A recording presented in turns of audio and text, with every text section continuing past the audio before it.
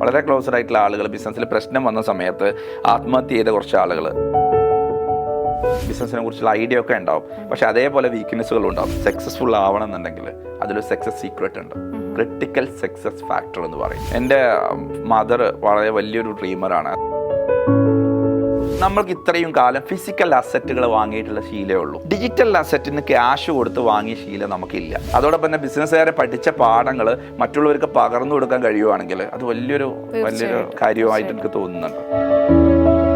അതാണ് ഇപ്പോൾ ഏറ്റവും ലേറ്റസ്റ്റ് ആയിട്ട് നമ്മൾ സൊല്യൂഷൻ മാസ്റ്ററിയിൽ കൊണ്ടുവന്നൊരു കാര്യം. അറ്റംപ്റ്റ് നടത്തി വളരെ സക്സസ്ഫുൾ ആയിട്ട് വിജയിച്ചു.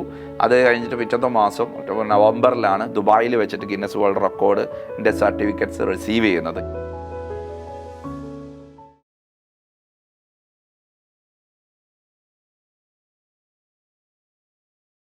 Hi hello, it's me Sajna സഹറാസ്.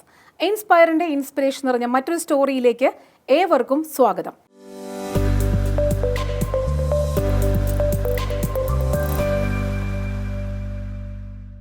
പതിനാറാമത്തെ വയസ്സിൽ ആദ്യത്തെ ബിസിനസ്, പിന്നീട് ഒരുപാട് ബിസിനസ് സംരംഭങ്ങൾ, ഉയർച്ച താഴ്ചകൾ, വിജയപരാജയങ്ങൾ, വെല്ലുവിളികൾ എല്ലാത്തിനെയും അതിജീവിച്ച് എത്തിനിന്നത് 30ഓളം രാജ്യങ്ങൾ, ലക്ഷക്കണക്കിന് ബിസിനസ് സംരംഭകർക്ക് വഴികാട്ടിയും മാർഗദർശിയുമായ വ്യക്തി. അങ്ങനെ പറയാനും അറിയാനും ഒരുപാട് വിശേഷണങ്ങളുമുള്ള ദ സൊല്യൂഷൻ മാസ്റ്റർ എന്ന സ്ഥാപനത്തിൻ്റെ ഡയറക്ടറും ഫൗണ്ടറുമായിട്ടുള്ള ഗിന്നസ് റഷീദാണ് ഇന്ന് നമ്മോടൊപ്പം ഉള്ളത്. Sir, warm welcome to our inspire show of inspiring stories. Thank you so much. Sir, അപ്പം ഞാൻ ഇൻട്രൊഡക്ഷനിൽ പറഞ്ഞ പോലെ അറിയാനും പറയാനൊക്കെ നമുക്ക് ഒരുപാട് വിശേഷങ്ങളുണ്ട്. അതിനു മുന്നേ സാറിൻ്റെ നാട്, വീട്, കുടുംബം അതിനെക്കുറിച്ചൊന്ന് പറയാമോ? ഞാൻ മലപ്പുറത്ത് കാളമ്പാടി എന്ന് പറഞ്ഞ സ്ഥലത്താണ് വീട്. ഫാമിലി ഉമ്മ, ഉപ്പ, വൈഫ്, 4 മക്കൾ. അതോടൊപ്പം തന്നെ എനിക്കൊരു ബ്രദറുണ്ട്. അദ്ദേഹം തൃശ്ശൂർ കാട്ടൂർ സ്റ്റേഷനിൽ SI ആണ്. അത്ലറ്റിക് ആണ്, നാഷണൽ വിന്നറാണ് സ്പോർട്സിൽ. നിങ്ങൾ 2 ബ്രദേഴ്സ്? രണ്ടാളുകൾ മാത്രമേ ഉള്ളൂ. കുട്ടികൾ? 4 പേര്. 3 ആൺകുട്ടികൾ, ഒരു പെൺകുട്ടി. 3 ആൺകുട്ടികൾ, ഒരു പെൺകുട്ടി. ഓക്കെ, അപ്പോൾ ഒരു സന്തുഷ്ട കുടുംബമാണ് അല്ലേ? സന്തോഷത്തോടെ. ഓക്കെ, അപ്പം ഞാൻ ആ ഇൻട്രൊഡക്ഷനിൽ പറഞ്ഞിട്ടുള്ള ഫസ്റ്റത്തെ ഒരു കാര്യമായിരുന്നു 16ാമത്തെ വയസ്സിൽ ആദ്യത്തെ ബിസിനസ് എന്നുള്ളത്. അപ്പോൾ എന്തായിരുന്നു ആ ബിസിനസ്? അതിനുള്ള മൂലധനമൊക്കെ എവിടെ നിന്ന് കിട്ടി? അതൊക്കെ ഒന്ന് പറയാം. ബിസിനസ് എന്ന് പറയുന്നത് ചെറുപ്പത്തിലെ വലിയ ആഗ്രഹമായിരുന്നു, ഒരു ബിസിനസ്സുകാരനാവണം എന്നുള്ള. ബിസിനസ് ചെയ്യുന്നതൊക്കെ നോക്കി കാണാറുണ്ടായിരുന്നു. അപ്പോൾ ചെറുപ്പത്തിൽ തന്നെ ഒരു ബിസിനസ് സംരംഭം തുടങ്ങുന്നതിനെ കുറിച്ച് ആലോചിച്ചപ്പോൾ ക്യാപിറ്റൽ വേണമെന്നോ അല്ലെങ്കിൽ അതിനൊരു ക്യാഷ് വേണമെന്നുള്ള അതിനെക്കുറിച്ചൊന്നും ഐഡിയ ഇല്ലായിരുന്നു. അപ്പോൾ ആദ്യത്തെ ഒരു സംരംഭം എന്ന് പറയുന്നത് ഞാൻ പഠിക്കുന്ന സമയത്ത് തന്നെ പഠിപ്പിച്ച അധ്യാപകനുമായിട്ട് അസോസിയേറ്റ് ചെയ്തിട്ട് ഒരു ട്രാവൽ ഏജൻസിയാണ് തുടങ്ങിയത്. കാരണം പഠിക്കുന്ന സമയത്ത് തന്നെ ബിസിനസ് ആശയങ്ങളെ കുറിച്ച് ഞാൻ സംസാരിക്കുമായിരുന്നു. മലപ്പുറത്ത് തന്നെയായിരുന്നു. ബക്ക ട്രാവൽസ് എന്ന് പറയുന്ന ട്രാവൽ ഏജൻസിയാണ് തുടങ്ങിയത്. ഒരു ഏജൻസി ആയതുകൊണ്ടും അതുപോലെ സർവീസ് ആയതുകൊണ്ടും കൂടുതൽ ക്യാപിറ്റലിൻ്റെ ആവശ്യമില്ലായിരുന്നു. പക്ഷേ ചെറിയൊരു ഓഫീസും കുറച്ച് കാര്യങ്ങളൊക്കെ ആവശ്യമുണ്ടായിരുന്നു. പക്ഷേ അതൊക്കെ വീട്ടിൽ നിന്നുള്ള ഫർണിച്ചറൊക്കെ കൊണ്ടുപോയിട്ട് ചെറിയൊരു ഓഫീസ് തുടങ്ങി. കയ്യിലുണ്ടായിരുന്ന ചെറിയൊരു പണം കൊണ്ട് തന്നെ അതിനൊക്കെ ആവശ്യമായ ബ്രോഷർ, വിസിറ്റിംഗ് കാർഡൊക്കെ അടിച്ചിട്ട് മാർക്കറ്റിലേക്ക് ഇറങ്ങി. അങ്ങനെ ആദ്യത്തെ കുറച്ച് ആളുകളെ പിടിച്ച് പാക്കേജുകൾ ക്രിയേറ്റ് ചെയ്തു. അതിൽ ഫസ്റ്റ് ബിസിനസ് ആണെങ്കിലും പക്ക പ്രൊഫഷണൽ ആയിട്ട് തന്നെ ചെയ്തിട്ടുണ്ടായിരുന്നു. തുടക്കം തന്നെ ഒരു ഓഫീസും കാര്യങ്ങളൊക്കെ ചെയ്തു. അന്നത്തെ രീതിയിൽ അറിവ് വെച്ചിട്ട് ചെയ്തിട്ടുണ്ടായിരുന്നു. പക്ഷേ ആ ഒരു സംരംഭം ഏറ്റവും നല്ല രീതിയിൽ പരാജയപ്പെട്ടു എന്നുള്ളതാണ്. അപ്പോൾ തുടക്കത്തിൽ അറിയാത്തൊരു കാര്യത്തിലേക്ക് പക്ഷേ അത് ആ പരാജയമാണ്. നമ്മളെ പരാജയങ്ങളാണല്ലോ നമുക്ക് നല്ല തീരുമാനങ്ങൾ എടുക്കാനുള്ള വഴികൾ പറഞ്ഞു തരുന്നത്. നമ്മുടെ ബാഡ് ഡിസിഷൻസ് ആണ് നമ്മുടെ ബെസ്റ്റ് ഡിസിഷൻസിലേക്ക് നമ്മളെ ലീഡ് ചെയ്യുന്നതെന്നുള്ളതാണ്. അപ്പോൾ ബാഡ് എക്സ്പീരിയൻസ് ആണ് ബെസ്റ്റ് ഡിസിഷൻസ്. അപ്പോൾ ആ ബാഡ് എക്സ്പീരിയൻസ് ഞാൻ എപ്പോഴും നല്ല പരാജയം എന്നാണ് പറയാറ്. പരാജയങ്ങൾ it is not failure, it is the learning. അപ്പോൾ ഒരു പഠനമാണല്ലോ. പരാജയങ്ങൾ പലപ്പോഴും പരീക്ഷണത്തിലേക്ക് എത്തിക്കുന്നു. അതൊക്കെ തന്നെയാണ് ആ ഫെയിലിയർ എന്ന് കിട്ടിയത് 2 കാര്യങ്ങളാണ്. ഒന്ന്, എന്താണ് റോങ് എന്താണ് റൈറ്റ് എന്ന് മനസ്സിലാക്കാൻ പറ്റി. അതോടൊപ്പം തന്നെ മുന്നിലേക്ക് പോകാനുള്ള വലിയ ശക്തമായിട്ടുള്ള ഒരു മനസ്സ് കിട്ടി എന്നുള്ളതാണ്. അപ്പോൾ ആ തുടക്കത്തിൽ പഠിച്ച പാഠങ്ങളിൽ നിന്നാണ് അടുത്തൊരു തലത്തിലേക്ക് അതിനെങ്ങനെ പ്രൊഫഷണൽ ലെവലിൽ കൊണ്ടുപോകാൻ കഴിയുമെന്ന്. അപ്പോൾ അതിൻ്റെ ഭാഗമായിട്ട് ഒരുപാട് കാര്യങ്ങൾ ചെയ്തു. അതിലൊരുപാട് പരാജയം ഉണ്ടായിരുന്നു. പക്ഷേ ഒരു 4 ഇയേഴ്സ് കൊണ്ട് ഏറ്റവും നല്ല രീതിയിൽ സക്സസ്ഫുൾ ആയിട്ട് കേരളത്തിൽ ഏറ്റവും കൂടുതൽ ഹജ്ജ് ഉംറ സർവീസ് ആയിരുന്നു നമ്മൾ ചെയ്തിട്ടുണ്ടായിരുന്നു. അപ്പോൾ അതിൽ ഏറ്റവും നല്ല ലീഡ് ചെയ്യുന്ന ഒരു സ്ഥാപനമാക്കി മാറ്റിയെടുക്കാൻ സാധിച്ചു എന്നുള്ളതാണ്. അത് ഏത് വർഷത്തിലായിരുന്നു? 2001 മുതലാണ് സ്റ്റാർട്ട് ചെയ്യുന്നത്. ആ സമയത്ത് എനിക്ക് തോന്നുന്നത് ഇങ്ങനത്തെ സ്ഥാപനങ്ങൾ പൊങ്ങി വരുന്ന ഒരു സമയമായിരുന്നു. ആ സമയത്ത് ലീഡിംഗ് നല്ലൊരു കോമ്പറ്റീഷൻ ആ സമയത്ത് നല്ല കോമ്പറ്റീറ്റർമാർ വരെ ഏറ്റവും നല്ല ലീഡ് ചെയ്യുന്ന കമ്പനികളുണ്ടായിരുന്നു. പക്ഷേ അവർക്ക് ഒരുപാട് സൗകര്യങ്ങളുണ്ടായിരുന്നു, സംവിധാനങ്ങളുണ്ടായിരുന്നു. പക്ഷേ അതിനൊക്കെ മറികടന്ന് ചെയ്യാൻ പറ്റിയതെന്ന് വെച്ചാൽ നമ്മൾ തുടക്കക്കാരായതുകൊണ്ട് തന്നെ ബെസ്റ്റ് സർവീസ് കൊടുക്കുവാനും അതോടൊപ്പം തന്നെ കസ്റ്റമേഴ്സിൻ്റെയും ഏറ്റവും നല്ല കാരണം ഏതൊരു സംരംഭം വിജയിക്കുന്നതിൻ്റെ അടിസ്ഥാന തത്വം എന്ന് പറയുന്നത് കസ്റ്റമർ സാറ്റിസ്ഫൈഡ് ആവുക എന്നുള്ളതാണ്. അപ്പോൾ നമ്മൾ കസ്റ്റമർ സർവീസിലായിരുന്നു ഏറ്റവും നല്ല രീതിയിൽ ഫോക്കസ് ചെയ്തിട്ടുണ്ടായിരുന്നത്. അപ്പോൾ അവരെ കസ്റ്റമേഴ്സ് ചെയ്ത് കൊടുത്തു എന്നുള്ളത് കൊണ്ടാണ് നമുക്കന്ന് ലീഡ് ചെയ്യാൻ പറ്റിയത്. പിന്നെ അതിലെ സംരംഭത്തിന് എപ്പോഴും സംരംഭം 3 രീതിയിലാണ് നമ്മൾ ക്യാപിറ്റൽ അക്വയർ ചെയ്യുക. ഒന്നെന്ന് പറയുന്നത് നമ്മൾ ബാങ്കോ ലോണോ അങ്ങനെയുള്ള രീതിയിലായിരിക്കും, അതല്ലെങ്കിൽ നമ്മുടെ ഷെയർ വിറ്റിട്ടായിരിക്കും. അപ്പോൾ നമ്മളവിടെ കണ്ടെത്തിയ ഒരു മാർഗ്ഗം എന്ന് പറയുന്നത് കസ്റ്റമേഴ്സിൽ നിന്ന് തന്നെയാണ് ആ സംരംഭം മുന്നോട്ട് കൊണ്ടുള്ള ക്യാഷ് മേടിച്ചത്. അത് അഡ്വാൻസ് ആയിട്ട് കസ്റ്റമേഴ്സിന് ഒരു 6 മാസം മുമ്പ് തന്നെ പാക്കേജിലേക്കുള്ള ക്യാഷൊക്കെ കളക്ട് ചെയ്യാൻ പറ്റിയിട്ടുണ്ടായിരുന്നു. അപ്പോൾ കസ്റ്റമർ ക്യാഷ് അങ്ങനെ അഡ്വാൻസ് ആയിട്ട് തരണമെന്നുണ്ടെങ്കിൽ അത്രയും ട്രസ്റ്റ് നമുക്ക് ക്രിയേറ്റ് ചെയ്യാൻ പറ്റണം. അപ്പോൾ ഒരു സൊസൈറ്റിയിൽ ഏറ്റവും നല്ല ട്രസ്റ്റ് ഉള്ള ഒരാളായിരുന്നു എൻ്റെ ഗുരുനാഥന്. അദ്ദേഹവും ഞാനുമാണ് ആ ഒരു സംരംഭം തുടങ്ങിയത്. അപ്പോൾ ആ സമയത്ത് തന്നെ ആ ഒരു ട്രസ്റ്റ് ബേസ് ചെയ്തിട്ട് അഡ്വാൻസ് വാങ്ങിയിട്ട് കസ്റ്റമറുടെ അഡ്വാൻസിൽ നിന്നാണ് നമ്മളത് മൂവ് ചെയ്യുന്നത്. പക്ഷേ അതൊരു വലിയൊരു ഇമ്പോർട്ടൻ്റ്. കാരണം എന്ന് വെച്ചാൽ ഈ അഡ്വാൻസ് വാങ്ങുന്ന സമയത്ത് നല്ല സർവീസ് അല്ലെങ്കിൽ അത് ഭയങ്കരമായിട്ട് നെഗറ്റീവ് ഇമ്പാക്ട് ചെയ്യും. അപ്പോൾ വളരെ സെൻസിറ്റീവ് ആയിരുന്നു നമ്മൾ ചെയ്തിരുന്ന എല്ലാ കാര്യങ്ങളും. കാരണം ഈ അഡ്വാൻസ് വാങ്ങിയ ആൾക്കാരുടെ ഒരു ട്രാൻസാക്ഷൻ ആയതുകൊണ്ട് വളരെ കെയർഫുൾ ആയിട്ട് ചെയ്തതുകൊണ്ട് തന്നെ സർവീസും നന്നായിട്ടുണ്ടായിരുന്നു. അതിലൂടെ ഒരുപാട് റെഫറൻസ് വന്നു. പിന്നെ കസ്റ്റമറെ നമ്മൾ സക്സസ്ഫുൾ ആക്കി വളരെ സാറ്റിസ്ഫൈഡ് ആക്കുന്ന സമയത്ത് കസ്റ്റമറുടെ സൈഡിൽ നിന്ന് ഒരുപാട് റെഫറൻസ് വരും. ഈ റെഫറൻസ് വരുന്ന സമയത്ത് നമുക്ക് മാർക്കറ്റിംഗ് കോസ്റ്റ് ഉണ്ടാവില്ല. അപ്പോൾ ഒരുപാട് റെഫറൻസ് വന്നു. അങ്ങനെ ഒരാൾ തന്നെ 10 ആളെ കൊണ്ടുവരുന്ന രീതിയിലേക്ക് മാറി. അതാണല്ലോ ഏറ്റവും ലോ കോസ്റ്റ് മാർക്കറ്റിംഗ് എന്ന് പറയുന്നത്. അപ്പോൾ ആ റെഫറൻസിലൂടെ വലിയ രീതിയിൽ ഇത് വൈഡായി. അങ്ങനെയാണ് അത് സക്സസ്ഫുൾ ആക്കി എടുക്കാൻ പറ്റിയത് കുറഞ്ഞ പ്രായത്തിൽ.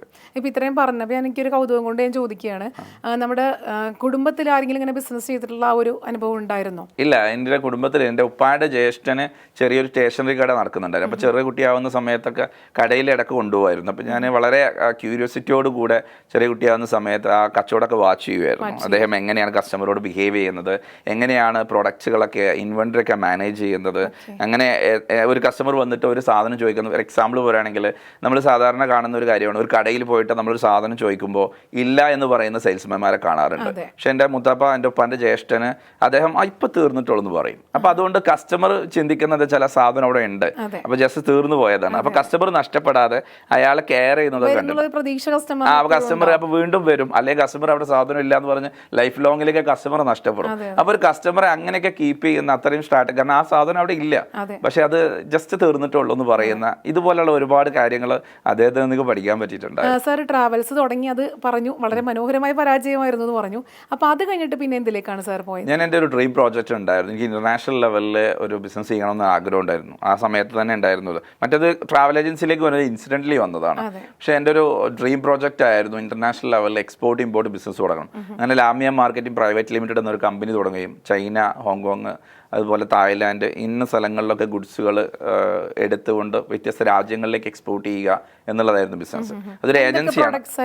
അത് ഡിഫറെൻ്റ് ആയിട്ടുള്ള ഒരുപാട് കൺസ്യൂമർ പ്രൊഡക്ട്സുകൾ ഉണ്ടായിരുന്നു. അതോടൊപ്പം തന്നെ കുറേ ബിൽഡിംഗ് മെറ്റീരിയൽസ് ആയിരുന്നു ഫോക്കസ് ചെയ്തിട്ടുണ്ടായിരുന്നത്. അപ്പോൾ അതിൽ ഏറ്റവും ജനറൽ ആയിട്ട് സർവീസ് കൊടുത്തിരുന്നത് മറ്റുള്ള ആളുകൾക്ക്, അതായത് ചൈനയിലൊക്കെ പോയിട്ട് പർച്ചേസ് ചെയ്യാൻ താല്പര്യമുള്ള ആളുകൾക്ക് അവിടെ പോയിട്ട് പർച്ചേസ് ചെയ്യാൻ സഹായിക്കുക എന്നുള്ളത്. എൻ്റെ 22ാമത്തെ വയസ്സിൽ ഞാൻ ലാമിയ മാർക്കറ്റിംഗ് പ്രൈവറ്റ് ലിമിറ്റഡ് എന്ന കമ്പനി ഫോം ചെയ്യുകയും ആ കമ്പനിയിൽ ഒരുപാട് ആളുകളെ ചൈനയിലേക്കും അതുപോലെ തായ്ലാൻഡിലേക്ക് കൊണ്ടുപോയി പർച്ചേസ് ചെയ്ത് അവരുടെ സാധനങ്ങൾ ഷിപ്പ് ചെയ്ത് കൊച്ചിയിൽ വന്നിട്ട് ഡെലിവർ ചെയ്ത് കൊടുക്കുന്ന ഒരു സർവീസ് ആയിരുന്നു ചെയ്തിരുന്നത്. അത് ഏറ്റവും നല്ല രീതിയിൽ നമുക്ക് ആ കാലത്ത് ചെയ്യാൻ പറ്റിയിട്ടുണ്ടായിരുന്നു. പിന്നെ അതിനുശേഷം എന്തായിരുന്നു അടുത്തൊരു ബിസിനസ്? അതിനുശേഷം പിന്നെ ഞാൻ എന്നായിട്ട് ഒരു ബിൽഡിംഗ് മെറ്റീരിയൽ ബ്രാൻഡ് ചെയ്തെടുത്തു, വിൻറ്റേജ് എന്നുള്ളൊരു ബ്രാൻഡ്.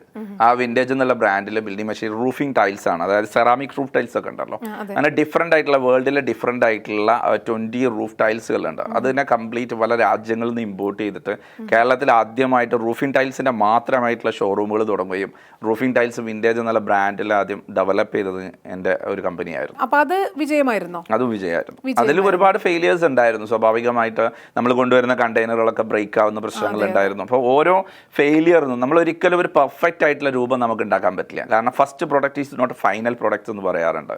ഒരു പ്രൊഡക്റ്റ്, ഇപ്പോൾ ആപ്പിളിൻ്റെ ഫോൺ എല്ലാ വർഷവും മാറിക്കൊണ്ടിരിക്കുന്നുണ്ട്. അവർ മാറ്റുന്നതൊക്കെ ബെറ്റർ ദാൻ യെസ്റ്റർഡേ ആണ്. അപ്പോൾ നമ്മൾ ഓരോ പ്രൊഡക്ട്സുകളും ഇറക്കുമ്പോഴും ഓരോ ട്രാൻസാക്ഷൻ ചെയ്യപ്പെടുമ്പോഴും ഓരോ പ്രോസസ്സിലും ഒരുപാട് കാര്യങ്ങൾ പഠിക്കും. അത് തിരുത്തി മുന്നോട്ട് പോകുമ്പോഴാണല്ലോ പ്രോഗ്രസ് ഉണ്ടാവുന്നത്. അപ്പോൾ എല്ലാ മൂവ്മെൻറ്റുകളിലും ഫെയിലിയർ ഉണ്ടാവും, എല്ലാ മൂവ്മെൻറ്റിലും ഫാൾട്ട് ഉണ്ട്. പലപ്പോഴും ഈ ബിസിനസ് ഓണേഴ്സ് മനസ്സിലാക്കാത്ത ഒരു കാര്യം, ഞാൻ ചെയ്യുന്നതെല്ലാം പെർഫെക്റ്റ് ആയിരിക്കണം, എന്നിലൊരു മിസ്റ്റേക്കും വരാൻ പാടില്ല. ലോകത്ത് അങ്ങനെ ഒരാൾക്കും ഒരു പ്രൊഡക്റ്റോ സർവീസോ ചെയ്യാൻ കഴിയില്ല. ഇത്രയേ പറ്റുള്ളൂ. ആ മിസ്റ്റേക്കിനെ തിരുത്തിക്കൊണ്ട് അടുത്ത സർവീസിനെ ബെറ്റർ ആക്കുക എന്നുള്ളതാണ്. അത് പ്രൊഡക്റ്റ് ബേസ് ആവട്ടെ, സർവീസ് ബേസ്. അപ്പോൾ എനിക്ക് അറിയാം ഞാൻ ചെയ്യുന്നതിൽ എന്തായാലും 80-20 ഉണ്ടാവുള്ളൂ, 20% മിസ്റ്റേക്ക് ആയിരിക്കും.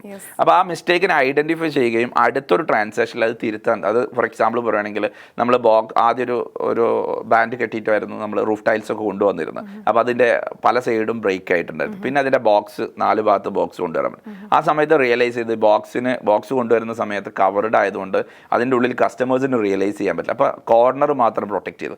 ഇങ്ങനെ ഓരോ സമയങ്ങളിൽ പാക്കിങ്ങിലാവട്ടെ, അതിൻ്റെ സൈസിലാവട്ടെ, അതിൻ്റെ മെറ്റീരിയലാവട്ടെ ഒക്കെ മാറ്റങ്ങൾ വരുത്തുക എന്നുള്ളതാണ്. അപ്പോൾ എപ്പോഴും നമ്മളൊരു വർക്ക് ഇൻ പ്രോഗ്രസിൻ്റെ ബോർഡ് നമ്മുടെ സ്ഥാപനത്തിന് മുന്നിൽ ഉണ്ടാവണം എന്നുള്ളതാണ്. അങ്ങനെ ആവുമ്പോൾ നമുക്ക് തിരുത്താനും മാറ്റാനും വിജയിക്കാനൊക്കെ വളരെ ഈസിയാണെന്നുള്ളതാണ് എനിക്ക് മനസ്സിലായത്. അപ്പോൾ ട്രാവൽസിൽ നിന്നും പിന്നെ നമ്മുടെ ഈ ഒരു എക്സ്പോർട്ടിംഗ് ഇമ്പോർട്ടിംഗ് ആ ഒരു ബിസിനസ്സിലേക്കൊക്കെ എത്തി. അത് കഴിഞ്ഞിട്ട് പിന്നെയും ബിസിനസ്സുകൾ ചെയ്തു. പിന്നെയാണ് നമ്മുടെ ദ സൊല്യൂഷൻ മാസ്റ്ററിലേക്ക് എത്തുന്നത്. അപ്പോൾ എന്താണ് the solution master? Solution master ആ പേരിൽ തന്നെയുണ്ട്, സൊല്യൂഷൻ നൽകുക എന്നുള്ളതാണ്. ഇപ്പോൾ ബിസിനസ്സുകാരെ സംബന്ധിച്ചിടത്തോളം അവർക്ക് മോട്ടിവേഷൻ അല്ല, ഡയറക്ഷൻ അല്ല വേണ്ടത്. കാരണം ഡയറക്ഷന് ഒരുപാട് സംവിധാനങ്ങൾ നമ്മുടെ മുമ്പിലുണ്ട്.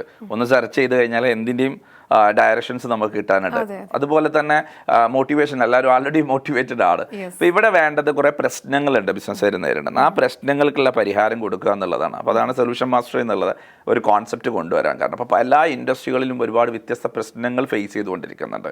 അതിൻ്റെ സൊല്യൂഷൻ കൊടുക്കുക. ഈ സൊല്യൂഷൻ കൊടുക്കാൻ എന്നെ പ്രേരിപ്പിച്ചത്, ഒരു കാലത്ത് ബിസിനസ്സിൽ ഞാൻ നേരിട്ട പ്രശ്നങ്ങൾക്ക് പരിഹാരം തേടി ഒരുപാട് നടന്നിട്ടുണ്ട്. പക്ഷെ പലപ്പോഴും പരിഹാരം കിട്ടാത്തതിൻ്റെ പേരിൽ ഒരുപാട് ഡിലേ ആയിട്ട് ഒരുപാട് നഷ്ടങ്ങൾ വന്നിട്ടുണ്ട്.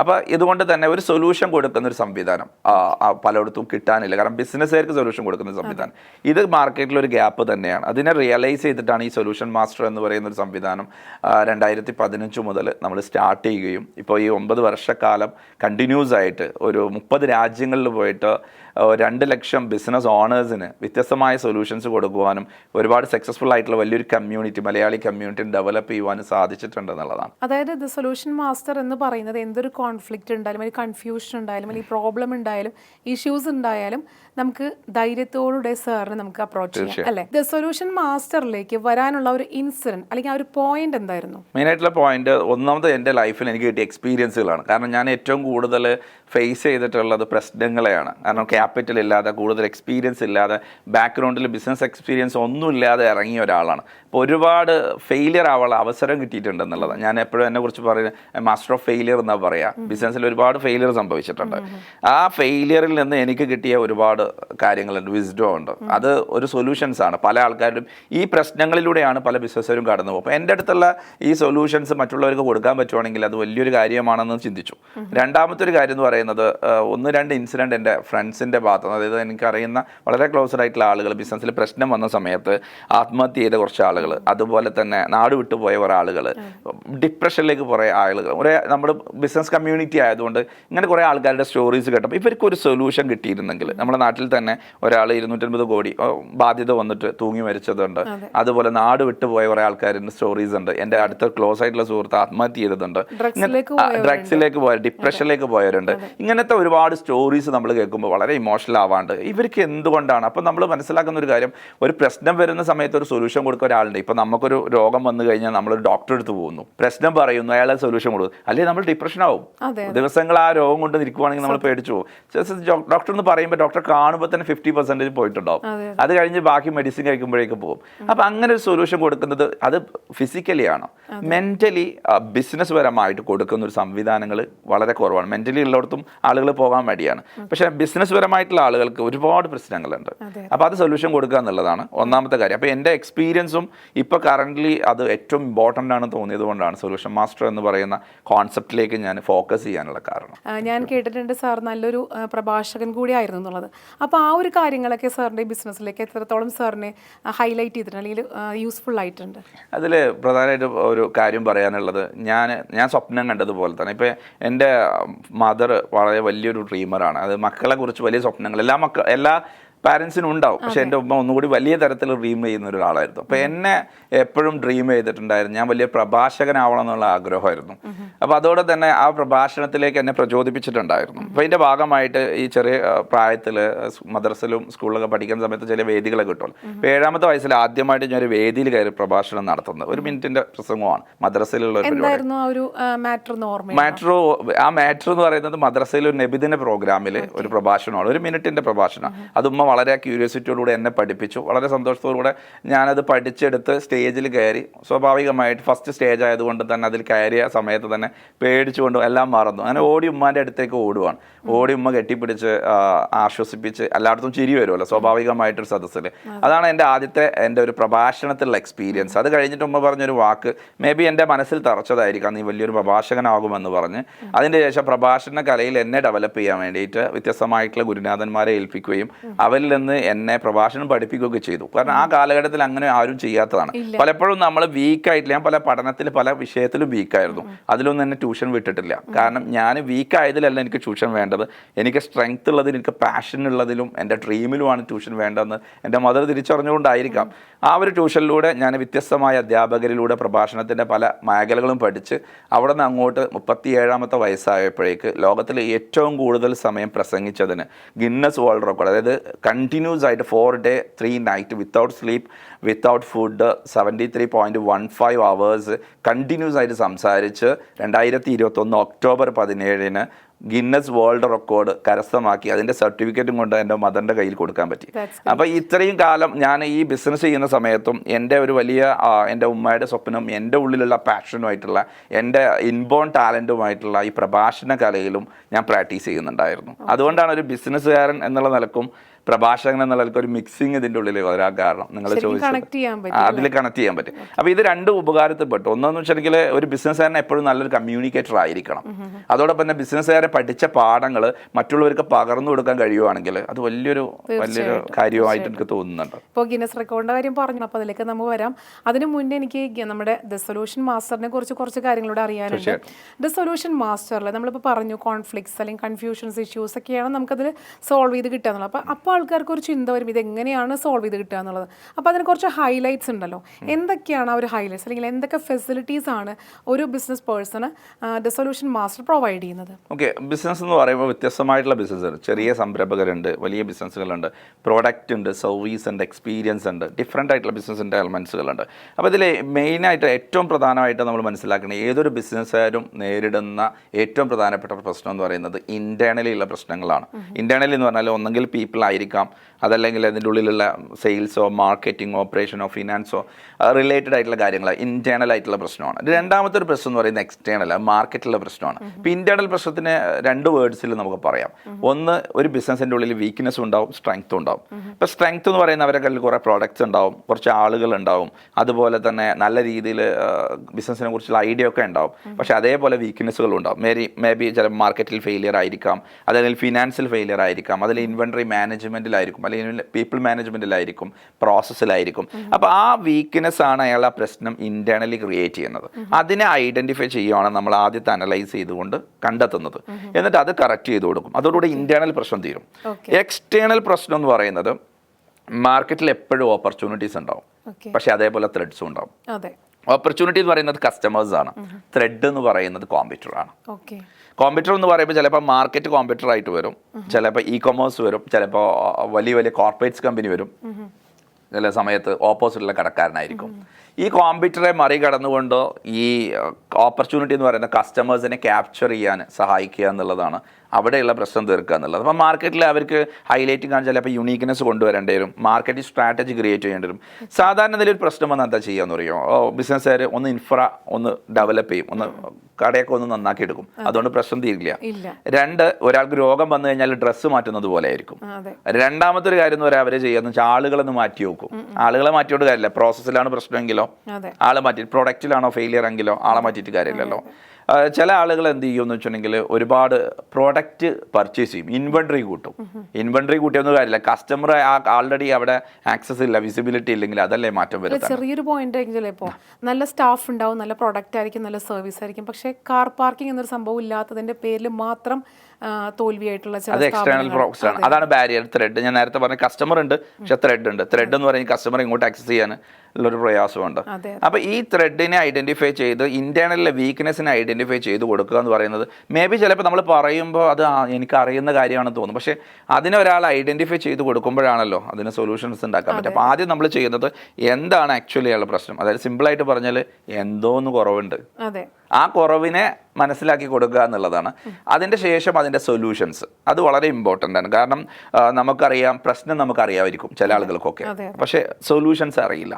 ഈ സൊല്യൂഷൻ അറിഞ്ഞിട്ടും കാര്യമില്ല. മൂന്നാമത്തെ ഒരു സ്റ്റേജ് ഉണ്ട്, എങ്ങനെയാണ് ആ സൊല്യൂഷൻ എക്സിക്യൂഷൻ ചെയ്യുക എന്നുള്ളത്. അവിടെയാണ് പലപ്പോഴും ഫെയിലിയർ ആവുക.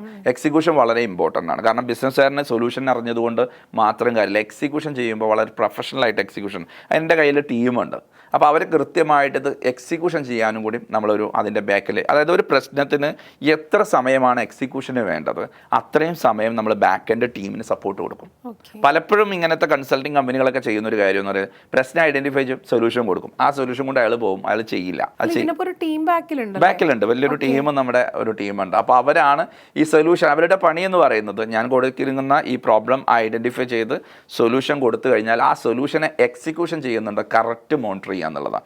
അത് ഡിജിറ്റലി മോണിറ്റർ ചെയ്യും, ഫിസിക്കലി അവിടെ പോയിട്ട് മോണിറ്റർ ചെയ്യും.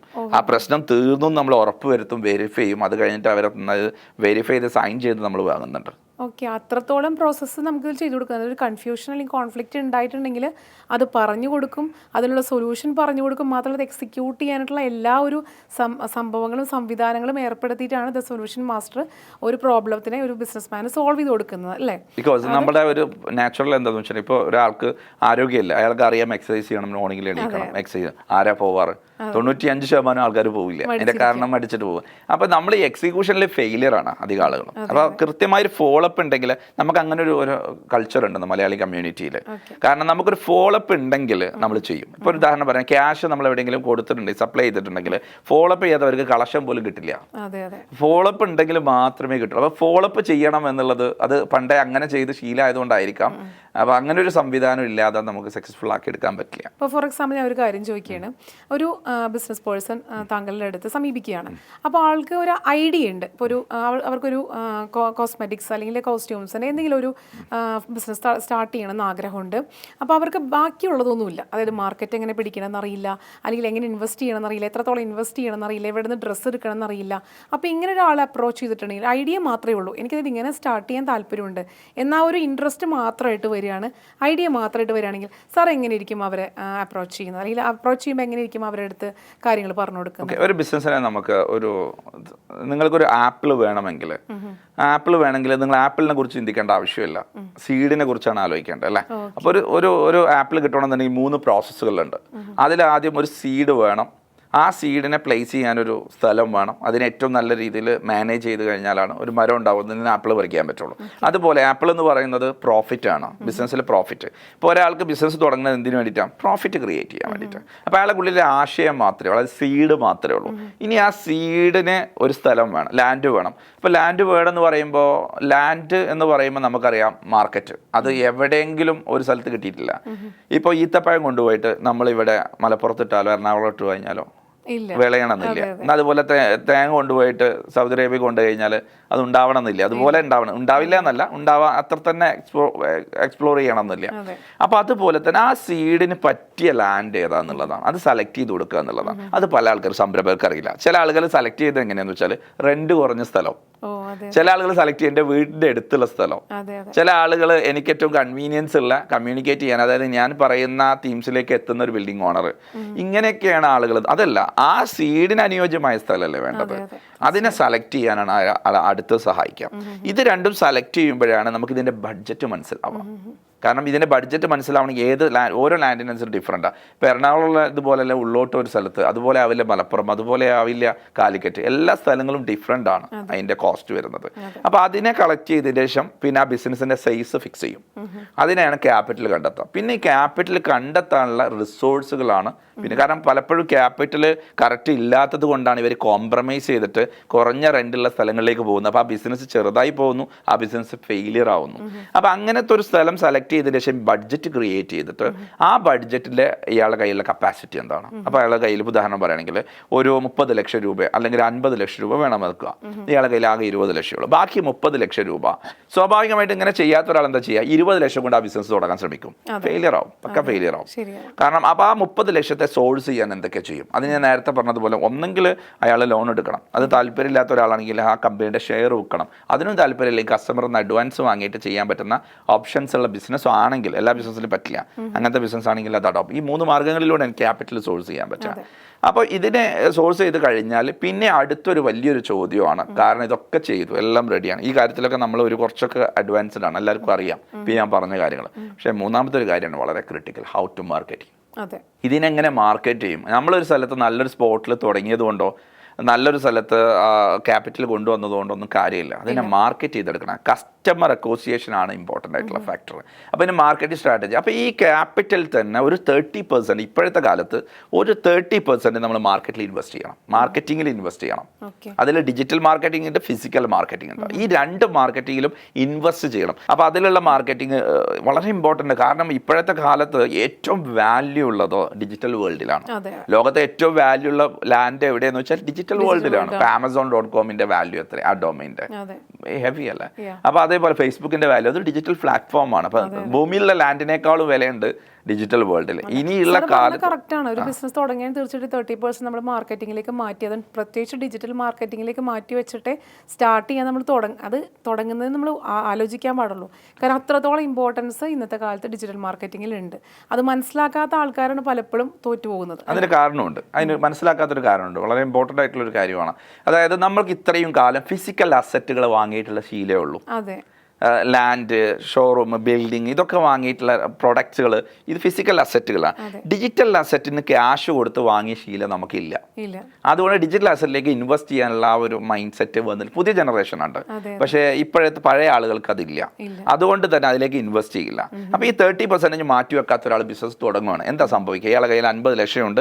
ഈ 50 ലക്ഷം ഫുള്ളായിട്ട് ഇയാൾ ക്യാപിറ്റൽ ഇൻവെസ്റ്റ് ചെയ്തിട്ട് ബിസിനസ് തുടങ്ങിയ പിറ്റേ ദിവസം മുതൽ മാർക്കറ്റിംഗ് ക്യാഷ് ഇല്ല. ഇതിൽ നിന്നെടുത്ത് പൈസ എടുത്തു കഴിഞ്ഞാൽ ഇൻവെന്ററി താഴ്ത്തേക്ക് പോകും.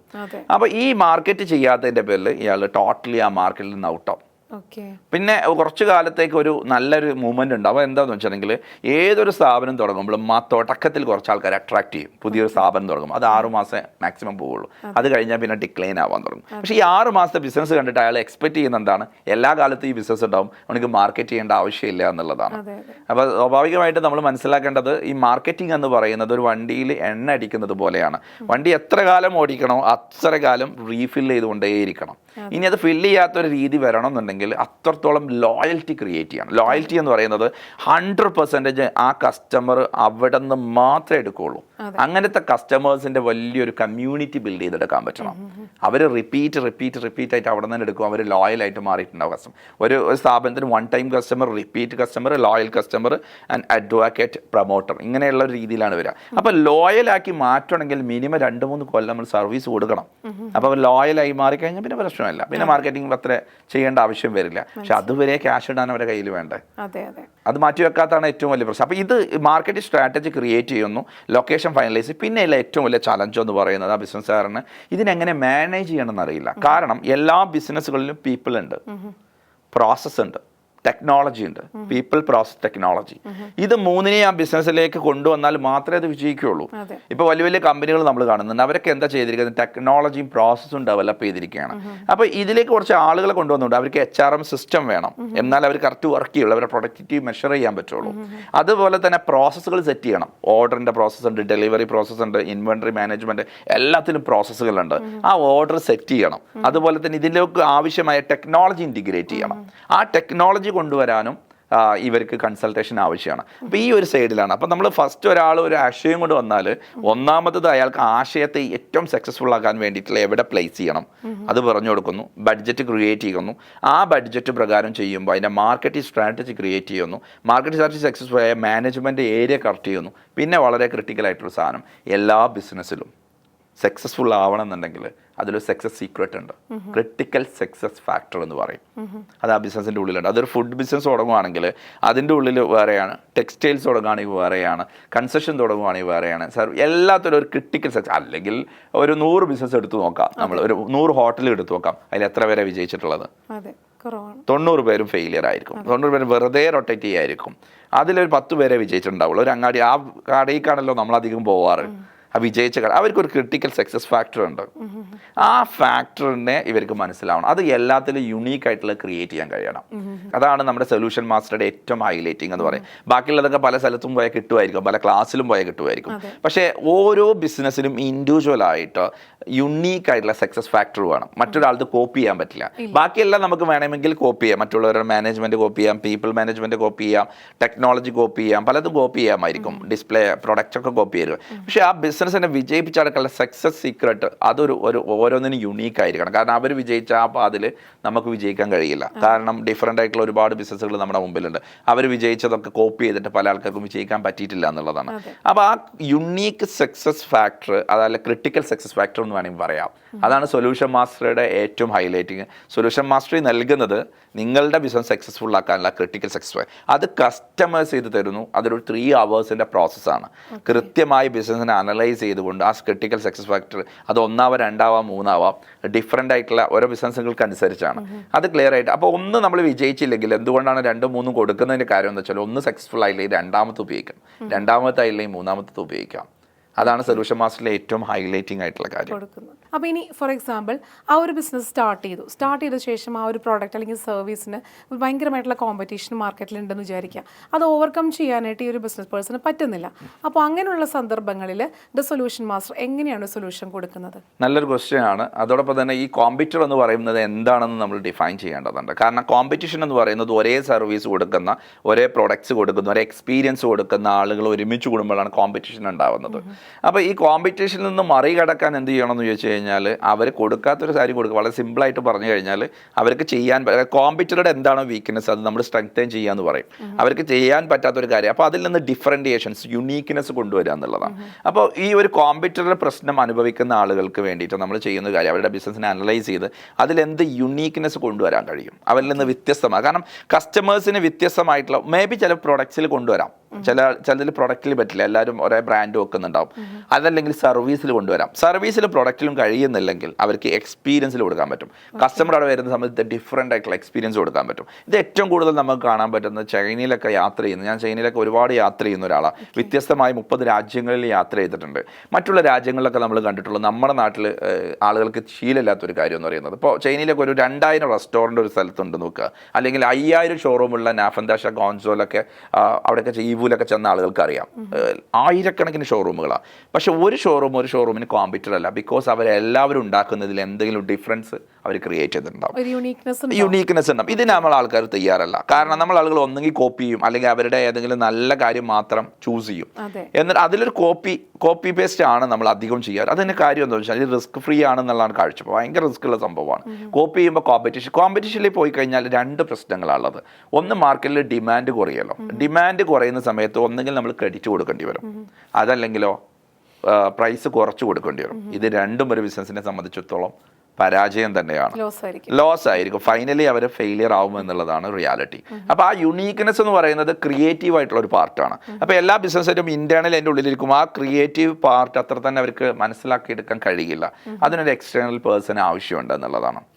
അപ്പോൾ അവരുടെ നീഡ് നമുക്ക് അത് മനസ്സിലാക്കി ആ ബിസിനസ്സിൻ്റെ യുണീക്കായി, കാരണം നമ്മൾ ഇതിൽ ഒരുപാട് റിസർച്ച് നടത്തുന്നുണ്ട്.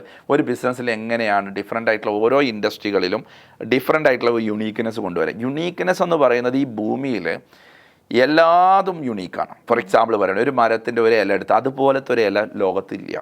ഒരു കല്ലെടുത്ത് കഴിഞ്ഞാൽ അതുപോലത്തെ ഒരു കല്ലില്ല. ഒരു മരം എടുത്തു കഴിഞ്ഞാൽ അതുപോലത്തെ ഒരു മരമില്ല. ഒരു മനുഷ്യനെടുത്തു കഴിഞ്ഞാൽ അതുപോലത്തെ ഒരു മനുഷ്യനില്ല. ഇപ്പം എന്നെ പോലെ ലോകത്ത് ഞാൻ മാത്രമേ ഉണ്ടായിട്ടുള്ളൂ. അപ്പം നമുക്ക് ഇത്രയും യുണീക്ക്നെസ് ക്രിയേറ്റീവ് ആയിട്ട് ഇവിടെ ഉണ്ട്, അത് നമ്മുടെ മുമ്പിലുണ്ട്. അങ്ങനെയാണെങ്കിൽ എന്തുകൊണ്ട് നമ്മളൊരു ബിസിനസ്സിൽ യുണീക്ക്നെസ് കൊണ്ടുവന്നുകൂടാ? പല ആൾക്കാരും ഈ കോപ്പി ചെയ്യാൻ ശ്രമിക്കുന്ന സമയത്ത് സംഭവിക്കുന്നത് മാർക്കറ്റിൽ ആ ഇൻഡസ്ട്രി തന്നെ തകർന്നു പോവുകയാണ്.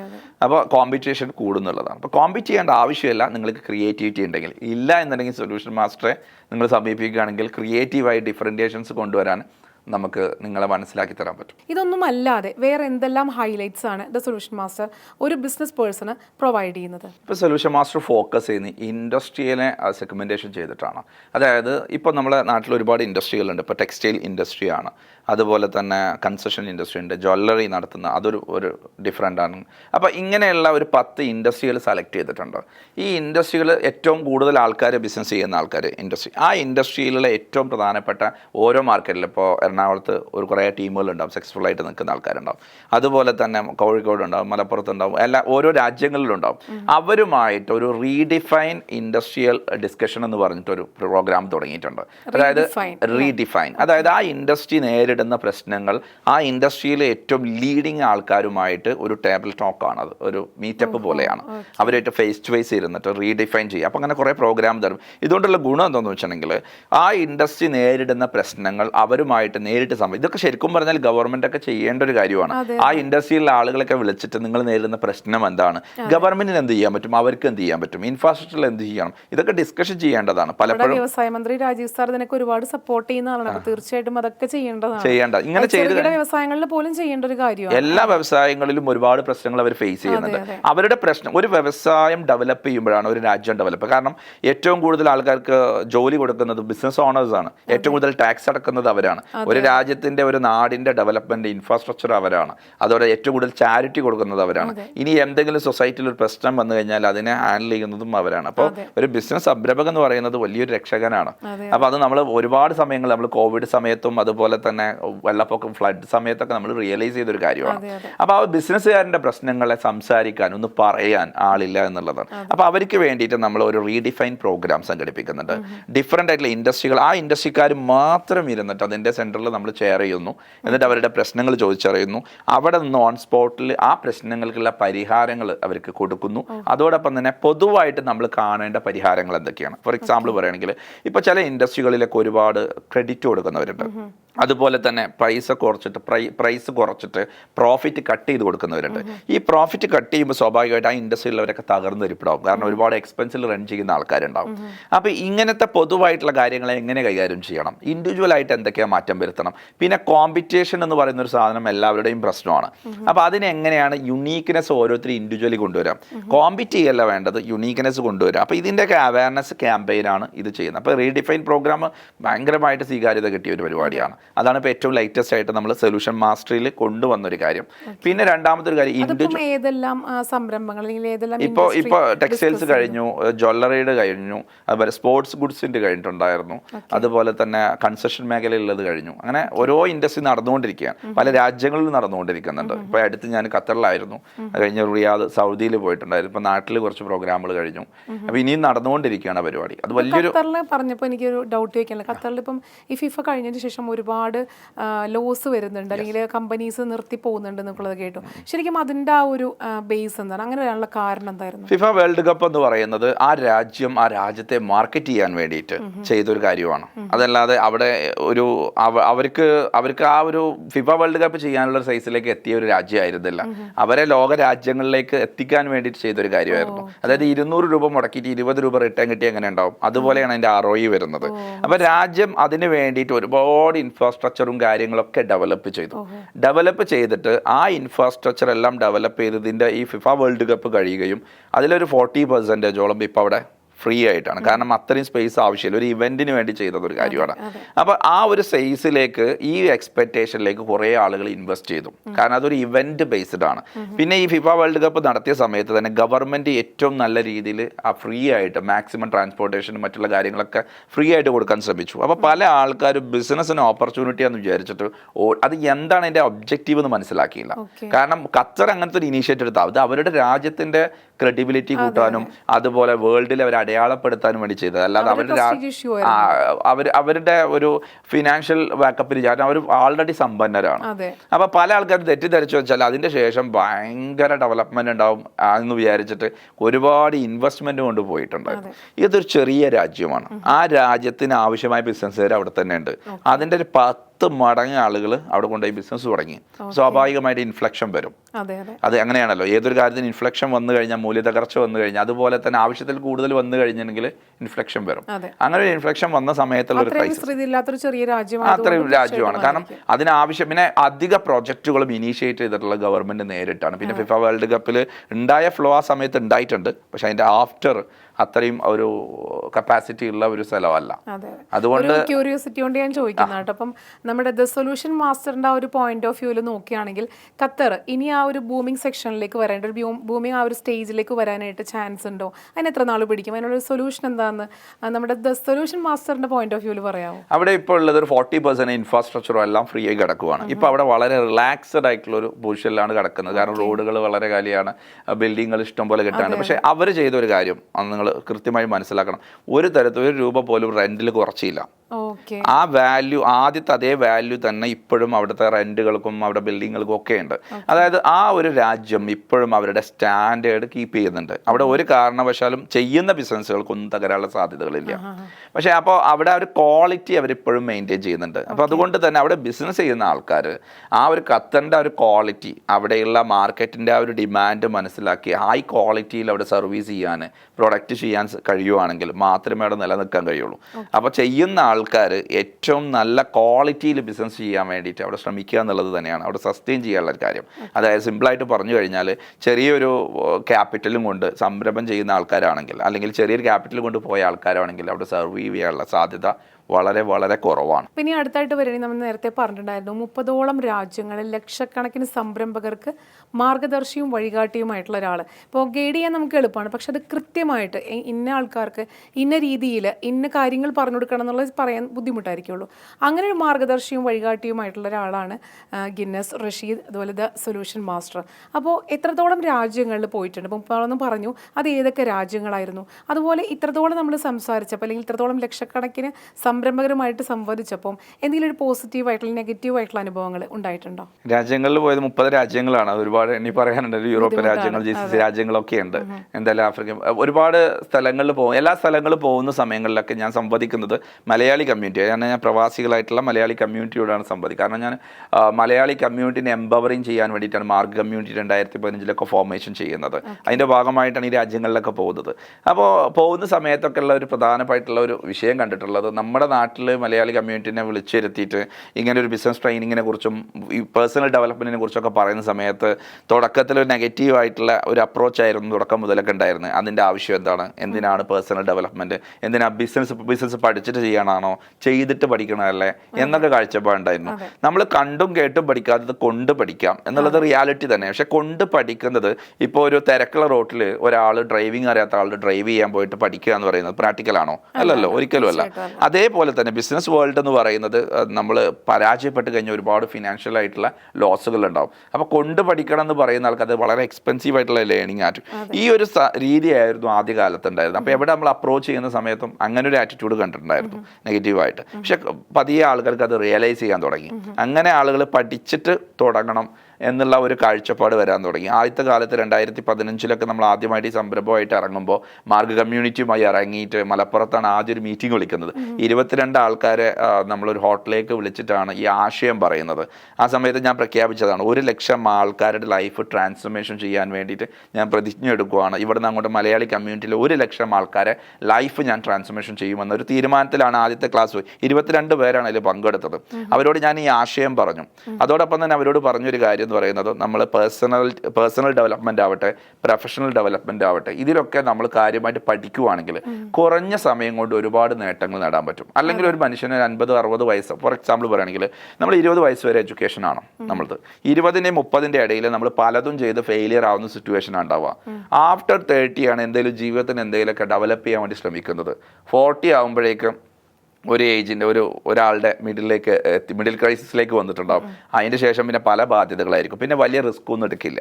അപ്പോൾ ഒരു ബിറ്റ്വീൻ 20-30 ഇടയിൽ കൃത്യമായ ഡയറക്ഷൻ കിട്ടുവാണെങ്കിൽ അയാൾക്ക് വലിയ കാര്യങ്ങൾ ക്രിയേറ്റ് ചെയ്യുവാനും ആഫ്റ്റർ 30 അയാളുടെ ഏജിൻ്റെ 30 ആകുമ്പോഴേക്ക് അയാൾക്ക് ഒരു വലിയൊരു കമ്പനി ബിൽഡ് ചെയ്യാനും വലിയൊരു സക്സസ് ക്രിയേറ്റ് ചെയ്യാനൊക്കെ സാധിക്കുമെന്നുള്ളതാണ്. അപ്പോൾ ഈ ഡയറക്ഷൻ കിട്ടുന്ന സമയത്ത് നമ്മുടെ ലൈഫിൽ ഒരുപാട് മിസ്റ്റേക്ക് ഒഴിവാക്കാൻ പറ്റും. സിമ്പിളായിട്ട് പറയുവാണെങ്കിൽ 60 വയസ്സ് വരെ ജീവിച്ച മിസ്റ്റേക്ക് ചെയ്യുന്നില്ലേറെ നല്ലത് 60 വയസ്സ് വരെ ജീവിച്ച ഒരാളിൽ നിന്ന് എക്സ്പീരിയൻസ് മനസ്സിലാക്കി അയാൾ ചെയ്ത മിസ്റ്റേക്ക് എന്താണെന്നുള്ളത് മനസ്സിലാക്കി ആ ഒരു മണിക്കൂർ കൊണ്ട് അത് ക്യാപ്ചർ ചെയ്യുന്നതാണ്.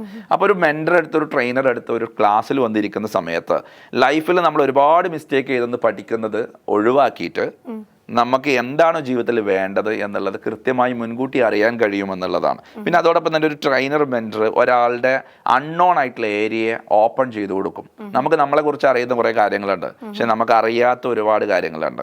അത് വേറൊരാൾ പറയുമ്പോഴാണ് നമുക്ക് മനസ്സിലാക്കാൻ പറ്റുക. അപ്പം ലോകത്ത് നമ്മൾ എല്ലാ കാര്യങ്ങളിലും മെൻറ്റർഷിപ്പ് എടുക്കുന്ന ആൾക്കാരാണ്. ഫോർ എക്സാമ്പിൾ, ഇപ്പോൾ ഒരു വാഹനം മേടിക്കാൻ പോവുകയാണെങ്കിൽ, ഒരു ജോലിക്ക് വേണ്ടിയിട്ടാണെങ്കിൽ, അതിലൊരു വീട് കയറ്റുവാണെങ്കിൽ, എന്തൊരു രോഗം ഉണ്ടാവുക, എല്ലാത്തിനും നമ്മളൊരു കൺസൾട്ടിങ് ചെയ്യാറുണ്ട്. പക്ഷെ ലൈഫിനെ കുറിച്ച്, എൻ്റെ ഡെവലപ്മെൻറ്റിനെ കുറിച്ച് എനിക്ക് എന്തെങ്കിലും കുഴപ്പമുണ്ടോ, അതല്ലെങ്കിൽ എൻ്റെ ബിസിനസ്സിന് എന്തെങ്കിലും കുഴപ്പമുണ്ടോ, അതിനെന്തെങ്കിലും പ്രശ്നങ്ങളുണ്ടോ എന്ന് അനലൈസ് ചെയ്യാനോ ചോദിക്കുവാനോ നമുക്ക് മടിയാണ്.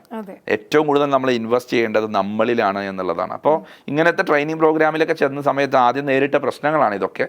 പക്ഷെ പതിയെ ഇപ്പോൾ ആളുകൾ അത് സ്വീകരിച്ചു തുടങ്ങി. ഇപ്പോൾ എവിടെ ട്രെയിനിങ് വെച്ച് കഴിഞ്ഞാലും ഒരുപാട് ആളുകൾ വരാറുണ്ട്. എല്ലാവരും ഇപ്പോൾ ഖത്തറിൽ പോയപ്പോൾ 6 ദിവസം ഖത്തറിലുണ്ടായിരുന്നു, 6 ദിവസം സൗദിയിലുണ്ടായിരുന്നു. എല്ലാ പ്രോഗ്രാം ഹൗസ്ഫുൾ ആയിരുന്നു. സാർ നേരത്തെ പറഞ്ഞതുപോലെ മടി ഉണ്ടാകും. ആരോട് ഇപ്പം എങ്ങനെ ചോദിക്കണം, അല്ലെങ്കിൽ ചോദിക്കേണ്ട കാര്യമുണ്ടോ, നേരത്തെ പറഞ്ഞ കണ്ടും കേട്ടും അല്ലെങ്കിൽ കൊണ്ടും പഠിക്കണം എന്ന് പറയുന്നതിന് പകരം കൊടുത്ത് പഠിക്കാൻ പറ്റുന്ന രീതിയിൽ എത്താൻ തീർച്ചയായിട്ടും ദ സൊല്യൂഷൻ മാസ്റ്ററിനെ അപ്രോച്ച് ചെയ്യാവുന്നതാണ്. കാരണം എല്ലാ തരത്തിലുള്ള സൊല്യൂഷൻസും, ഒരു ബിസിനസ് പ്രോബ്ലംസിൻ്റെ അല്ലെങ്കിൽ കൺഫ്യൂഷൻസിൻ്റെ സൊല്യൂഷൻസ് നമുക്ക് കിട്ടാനായിട്ട് ദ സൊല്യൂഷൻ മാസ്റ്റർ നമ്മളെ സഹായിക്കുന്നുണ്ട് അല്ലേ.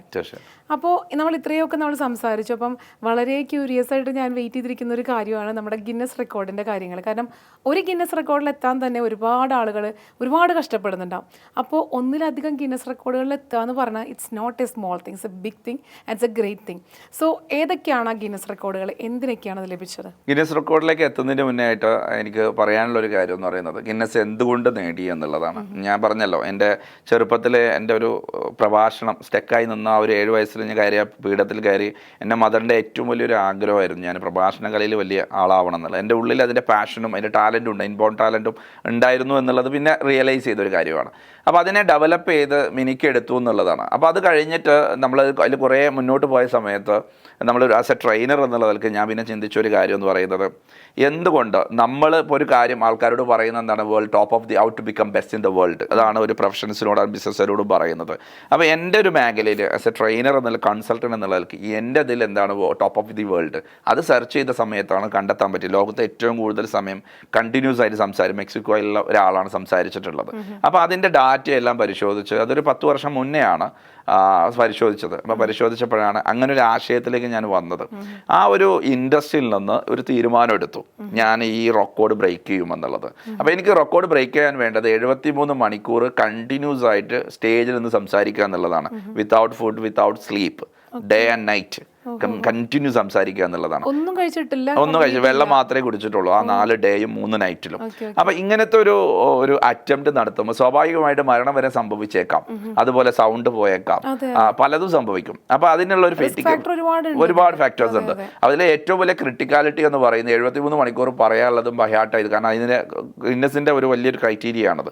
അത് കംപ്ലീറ്റ് ഞാൻ ബൈഹാർട്ട് ചെയ്യണം. അതോടൊപ്പം തന്നെ അത് ഓർഡറിൽ പറയും വേണം. 38 ഗസറ്റഡ് ഓഫീസർമാർ സൈൻ ചെയ്യണം ഈ ഓർഡറിലാണ് വന്നത് എന്നുള്ളത്. അപ്പം അതിനൊരു 16 പേജുള്ള വലിയൊരു ക്രൈറ്റീരിയ ഉണ്ട് ഗിന്നസിലേക്ക് അത് എത്തണമെന്ന്. കാരണം ഗിന്നസ് എന്ന് പറഞ്ഞു കഴിഞ്ഞാൽ ലോകത്ത് ഇന്ന് വരെ ഒരാളും ചെയ്യാത്ത കാര്യമായിരിക്കണം, ഒരാൾ മാത്രം ചെയ്ത കാര്യം, അതിനാണ് ഗിന്നസ് കിട്ടുള്ളൂ. കാരണം ആ മേഖലയിൽ ഇപ്പം ഞാൻ നേടിയിരിക്കുന്നത് ലോങ്ങസ്റ്റ് ബിസിനസ് ലെസൺ ആണ്. ഇപ്പം ഗൂഗിൾ ചെയ്ത് കഴിഞ്ഞാൽ ലോങ്ങസ്റ്റ് ബിസിനസ്, ലോകത്ത് ഏറ്റവും കൂടുതൽ സമയം സംസാരിച്ച്, ഇപ്പം ലോങ്ങസ്റ്റ് ബിൽഡിംഗ്, ഹയസ്റ്റ് ബിൽഡിംഗ് ഒക്കെ അടിക്കുന്ന പോലെ തന്നെ ലോങ്ങസ്റ്റ് ബിസിനസ് ലെസൺ, അതിൽ 73.15 എന്നെ കൂട്ടിച്ചേർക്കാൻ വേണ്ടിയിട്ട് ഞാൻ ഈ 9 വർഷക്കാലം പ്രാക്ടീസ് ചെയ്യും. 1 വർഷക്കാലം ഒരു കൺഫ്യൂഷനിലായിരുന്നു. പിന്നെ അത് കഴിഞ്ഞ 73.15 എന്ന് പറയുമ്പോൾ അതിന് മുന്നേ 70 അങ്ങനെ അതിന്റെ മുന്നേ ഓരോരുത്തരും ഇങ്ങനെ അച്ചീവ് ചെയ്ത് വന്നതാണ്, ചെയ്തിട്ട് വന്നത്. അപ്പൊ ഈ 73 ആണ് ഇപ്പോഴത്തെ റെക്കോർഡ്. 73.15 അതെന്റെ പേരിലാണുള്ളത്, ഒരു മലയാളിയുടെ പേരിലാണുള്ളത്.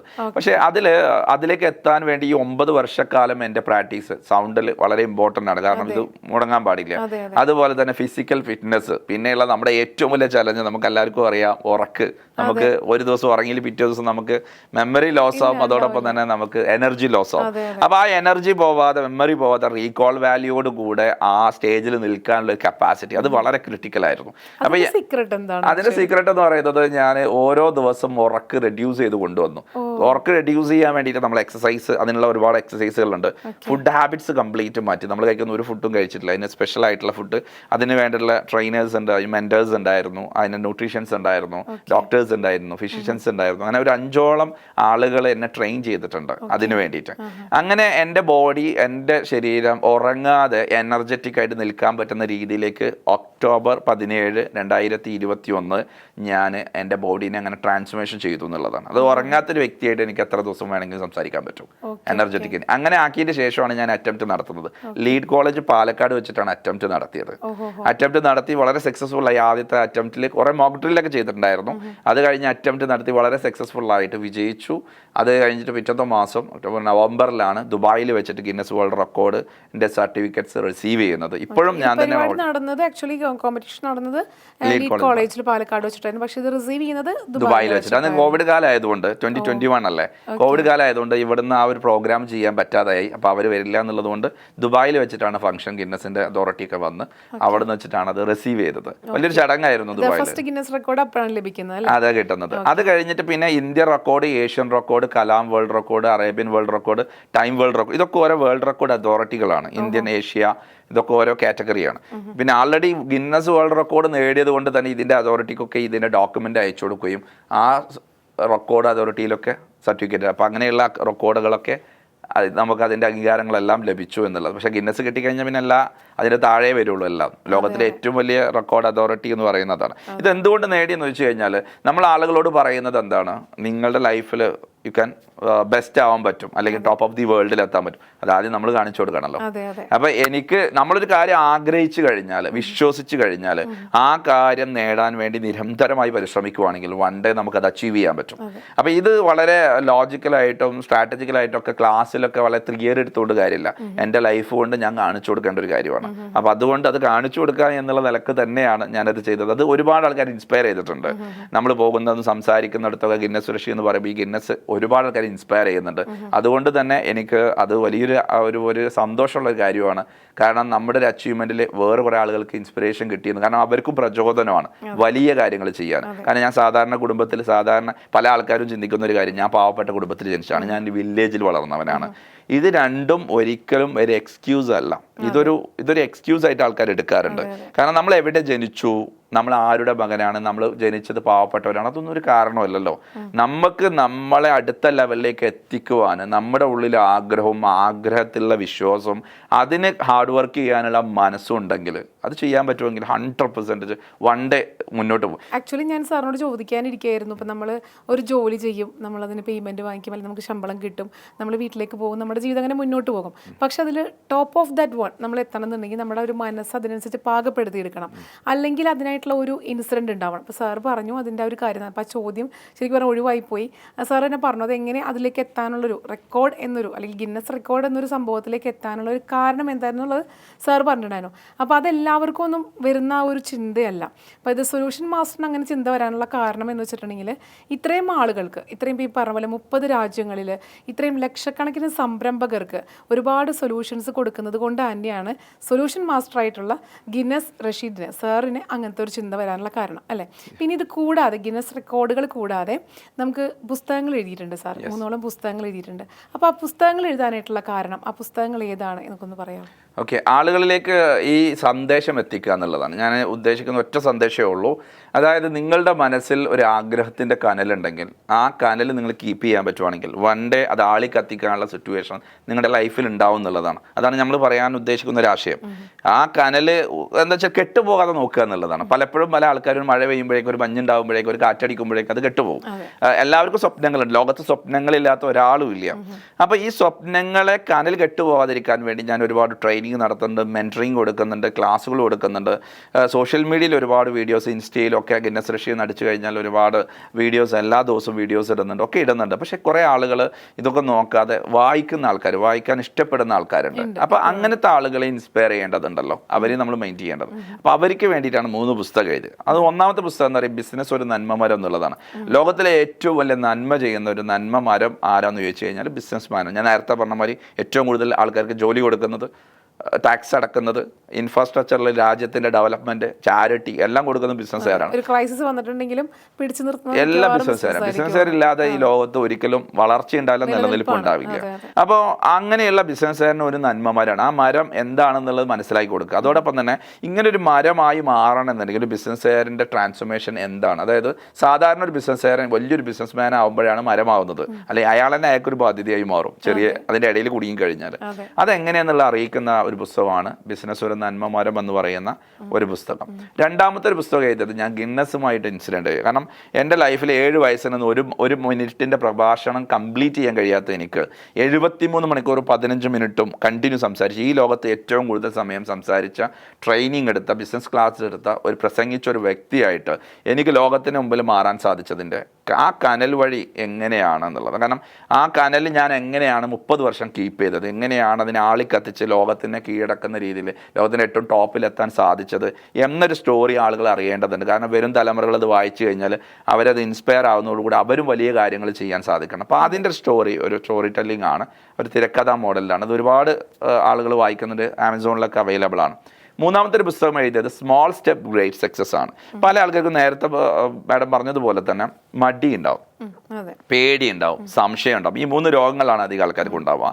അപ്പോൾ ഈ വലിയ കാര്യങ്ങൾ ചെയ്യാൻ ആഗ്രഹമുണ്ട്, പക്ഷേ ഈ വലിയ കാര്യങ്ങളിലേക്ക് വളരെ സിമ്പിളായിട്ടുള്ള സ്ട്രാറ്റജി ഉണ്ടോ, ചെറിയ സ്റ്റെപ്പുകൾ ചെയ്യുക എന്നുള്ളതാണ്. സ്മോൾ സ്റ്റെപ്പ് ഗ്രേറ്റ് സക്സസ് എന്നുള്ള ഏതൊരു വലിയ കാര്യം തുടങ്ങുന്നത് ചെറിയ, ഏറ്റവും വലിയ ഉയരം കൂടിയ ബുർജ് ഖലീഫ ഉണ്ടാക്കിയ ആദ്യത്തെ ഒന്നാമത്തെ സ്റ്റെപ്പ് ഉണ്ടാവും അല്ലേ, എല്ലാ ആൾക്കാരും അങ്ങനെയാണ്, ബേസിക് ഉണ്ടാവും. അങ്ങനെയാണ് എല്ലാം തുടങ്ങാൻ പറ്റുക. അപ്പോൾ ആളുകൾക്ക് ഈ ചെറിയ കാൽവെപ്പുകൾ, നമ്മൾ നടക്കാൻ പഠിച്ചത് എങ്ങനെയാണ്, ചെറിയ കാലുവെപ്പുകൾ വെച്ചിട്ടാണ് അല്ലേ, അല്ലെങ്കിൽ നമ്മൾ നടക്കില്ല. ഇപ്പം നടക്കുന്ന ഓട്ടം ഒക്കെ ഉസൈൻ ബോൾട്ടും ആദ്യം പിച്ച വെച്ചിട്ടാണ് തുടങ്ങിയത്, ലോകത്തിലെ ഏറ്റവും വലിയ ഓട്ടക്കാരനാണല്ലോ. അപ്പോൾ എൻ്റെ ജ്യേഷ്ഠനൊക്കെ ഒരു അത്ലറ്റിക് ആണ്. അപ്പോൾ നമ്മൾ ആദ്യം പിച്ച് വെച്ചിട്ടാണ് തുടങ്ങുന്നത്. ഈ തുടക്കത്തിനുള്ള ഒരു മനസ്സ് നമുക്കുണ്ടെങ്കിൽ നമുക്ക് വലിയ വിജയം ഉണ്ടാക്കാൻ പറ്റും. അപ്പം ഞാൻ ആദ്യം ഒരു പ്രസംഗ കലയിലേക്ക് വരുന്ന 1 മിനിറ്റിൻ്റെ പ്രസംഗമാണ്, പിന്നെ ഞാൻ നടത്തിയ ലോകത്തിലെ ഏറ്റവും ദൈർഘ്യമേറിയ പ്രസംഗമാണ്. അപ്പോൾ അതിലേക്ക് എത്താൻ 30 വർഷക്കാലം എടുത്തു. പക്ഷേ ഈ 30 വർഷക്കാലം എൻ്റെ മനസ്സിലുള്ള ഈ ഒരു പ്രസംഗ കലയിലൂടെ ആഗ്രഹം, എൻ്റെ പാഷനുള്ള ആഗ്രഹം കെടാതെ ഞാൻ സൂക്ഷിക്കാൻ കഴിഞ്ഞു എന്നുള്ളതാണ്. അപ്പോൾ അതിനുള്ള ഒരു സീക്രട്ടുകളാണ് സ്മോൾ സ്റ്റെപ്പ് ഗ്രേറ്റ് സക്സസ് എന്ന് പറയുന്ന മൂന്നാമത്തെ പുസ്തകം. ഈ 3 പുസ്തകവും ഷാർജ ബുക്ക് ഫെയർ, ലോകത്തിലെ ഏറ്റവും വലിയ ബുക്ക് ഫെയർ ആണ് ഷാർജ. 15 ലക്ഷം പുസ്തകങ്ങൾ പ്രകാശനം ചെയ്യുന്ന 2000 പബ്ലിക്കേഷൻസ് ഒക്കെ വരുന്ന വലിയൊരു ബുക്ക് ഫെയർ ആണ്. അത് അതിൽ വെച്ചിട്ടാണ് 3 പുസ്തകങ്ങളും റിലീസ് ചെയ്തത്. ഇതിലെല്ലാം കൂടുതലും സാറിന്റെ അനുഭവങ്ങൾ തന്നെയായിരിക്കും. അതായത് എൻ്റെ ആദ്യത്തെ പുസ്തകത്തിൽ എൻ്റെ ബിസിനസിൻ്റെ ജേണിയാണ്. രണ്ടാമത്തെ പുസ്തകത്തിൽ ഗിന്നസിലേക്ക് എത്തിയ ഒരു വലിയ എക്സ്ട്രാ ഓർഡിനറി കാര്യം എങ്ങനെ നമുക്ക് ചെയ്യാൻ പറ്റും, അതാണ് അതിൽ ഫോക്കസ് ചെയ്തിട്ടുണ്ടായിരുന്നത്. മൂന്നാമത്തെ പുസ്തകം എന്ന് പറയുന്നത് ചെറിയ കാൽവെപ്പിലൊരു ബിസിനസ് വലിയ സംരംഭമാക്കി എങ്ങനെ മാറ്റാം. എല്ലാം നമ്മളെ അനുഭവങ്ങളും പിന്നെ ഒരുപാട് സംരംഭം 2 ലക്ഷം ആൾക്കാരെ ഞാൻ മീറ്റ് ചെയ്യാൻ പറ്റി ഈ ഒരു പ്രായത്തിൻ്റെ ഇടയിൽ.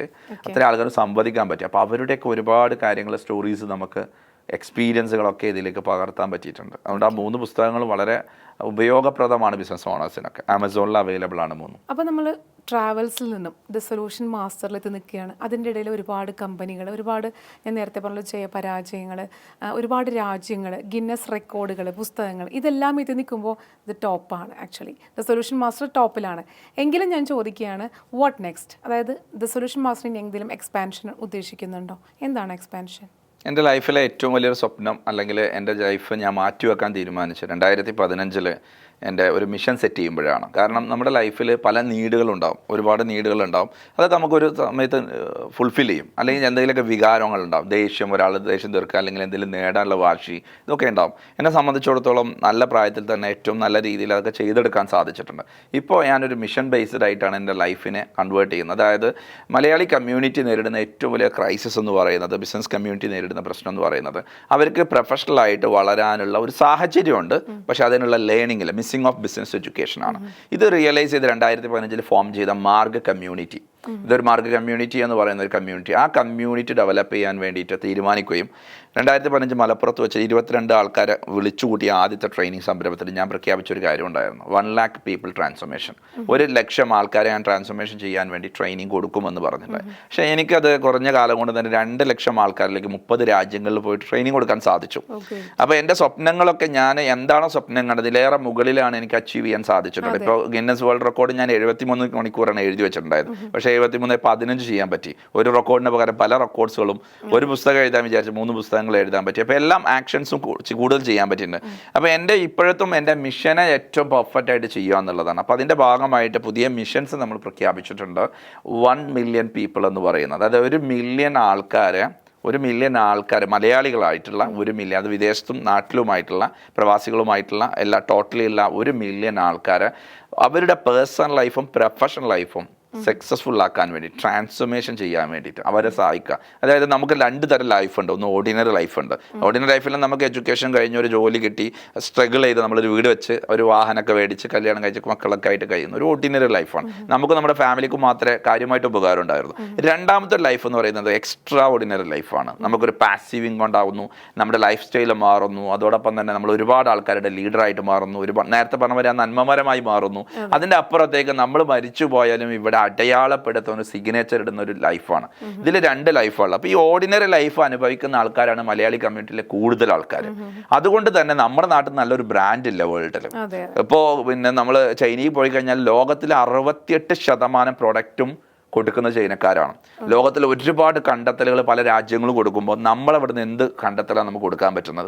ബിക്കോസ് നമ്മൾ ഓർഡിനറി ആൾക്കാരായിട്ട് മാറുകയാണ്. അപ്പോൾ നമുക്കും എക്സ്ട്രാ ഓർഡിനറി ആവാൻ പറ്റും. ആ എക്സ്ട്രാ ഓർഡിനറി ആകുന്ന ആൾക്കാരെ ക്രിയേറ്റ് ചെയ്യുക എന്നുള്ളതാണ്. അത് എൻ്റെ ഒരു സ്വപ്നം എന്ന് പറയുന്നത് 1 മില്യൺ ആൾക്കാരെ, ഇതാണ് പുതിയ മിഷൻ നമ്മൾ റീസെറ്റ് ചെയ്തിട്ടുള്ളത്. കാരണം 1 മില്യൺ ആൾക്കാരെ ട്രാൻസ്ഫോർമേഷൻ ചെയ്യാൻ വേണ്ടിയിട്ട് ഒരുപാട് മില്യൺ ആൾക്കാരെ ഞാൻ മീറ്റ് ചെയ്യേണ്ടതുണ്ട്. അപ്പോൾ അതിൻ്റെ ഭാഗമായിട്ട് margcommunity.com എന്ന് പറയുന്ന വെബ്സൈറ്റ് ത്രൂ ആളുകൾ രജിസ്റ്റർ ചെയ്ത് കഴിഞ്ഞാൽ എല്ലാ ബുധനാഴ്ചയും ഡിജിറ്റലി ലോകത്തിൻ്റെ എവിടെയുള്ള ആളുകൾക്കും പങ്കെടുക്കാൻ പറ്റുന്ന ഡിജിറ്റൽ ക്ലാസ് ഉണ്ട്. 6 o'clock ഷാർപ്പായിട്ട് സ്റ്റാർട്ട് ചെയ്യും. എല്ലാ ആഴ്ചയും ആ ക്ലാസ് 6 to 8 o'clock മോർണിംഗിലാണ് ക്ലാസ് വരുന്നത്. അതിൽ ചെയ്യേണ്ട ഇത്രയേ ഉള്ളൂ, ഫ്രീ ആയിട്ട് ആ ഒരു കമ്മ്യൂണിറ്റിയിൽ ജോയിൻ ചെയ്ത് കഴിഞ്ഞാൽ അവർക്ക് ബിസിനസ് ട്രെയിനിങ് കാര്യങ്ങൾ കിട്ടും. പിന്നെ അഡീഷണൽ ആയിട്ട് എന്തെങ്കിലും സപ്പോർട്ടോ കോച്ചിങ്ങോ ആവശ്യമുണ്ട് അവർക്ക്, അതും ലഭിക്കാനുള്ള സംവിധാനമുണ്ട്. അപ്പോൾ margcommunity.com രജിസ്റ്റർ ചെയ്താൽ മാത്രം മതി. അപ്പോൾ ഇതിലൂടെ ഞാൻ ഉദ്ദേശിക്കുന്ന ഒരു കാര്യം എന്ന് പറയുന്നത് നമ്മുടെ നാട്ടിലുള്ള ഓരോ ആളുകൾക്കും നല്ല കപ്പാസിറ്റി ഉണ്ട്, നല്ല രീതിയിലുള്ള ക്യാഷ് ഫ്ലോ ഉള്ള നാടാണ് കേരളം അടക്കമുള്ള നമ്മുടെ നാട്. കാരണം ഇന്ത്യ എന്ന് പറയുന്നത് ലോകത്തിലെ ഏറ്റവും കൂടുതൽ ജനസംഖ്യയുള്ള രാജ്യങ്ങളിൽ ബെസ്റ്റാണ്. ആ ഒരു ജനസംഖ്യ തന്നെയാണ് ചൈനക്കൊക്കെ ഉള്ളത്. റിസോഴ്സുകൾ നമുക്കുണ്ട്. അതുപോലെ തന്നെ നമ്മളെ ആളുകൾക്ക് നല്ല റിസ്ക് എടുക്കാനുള്ള മൈൻഡ് സെറ്റും ഉണ്ട്.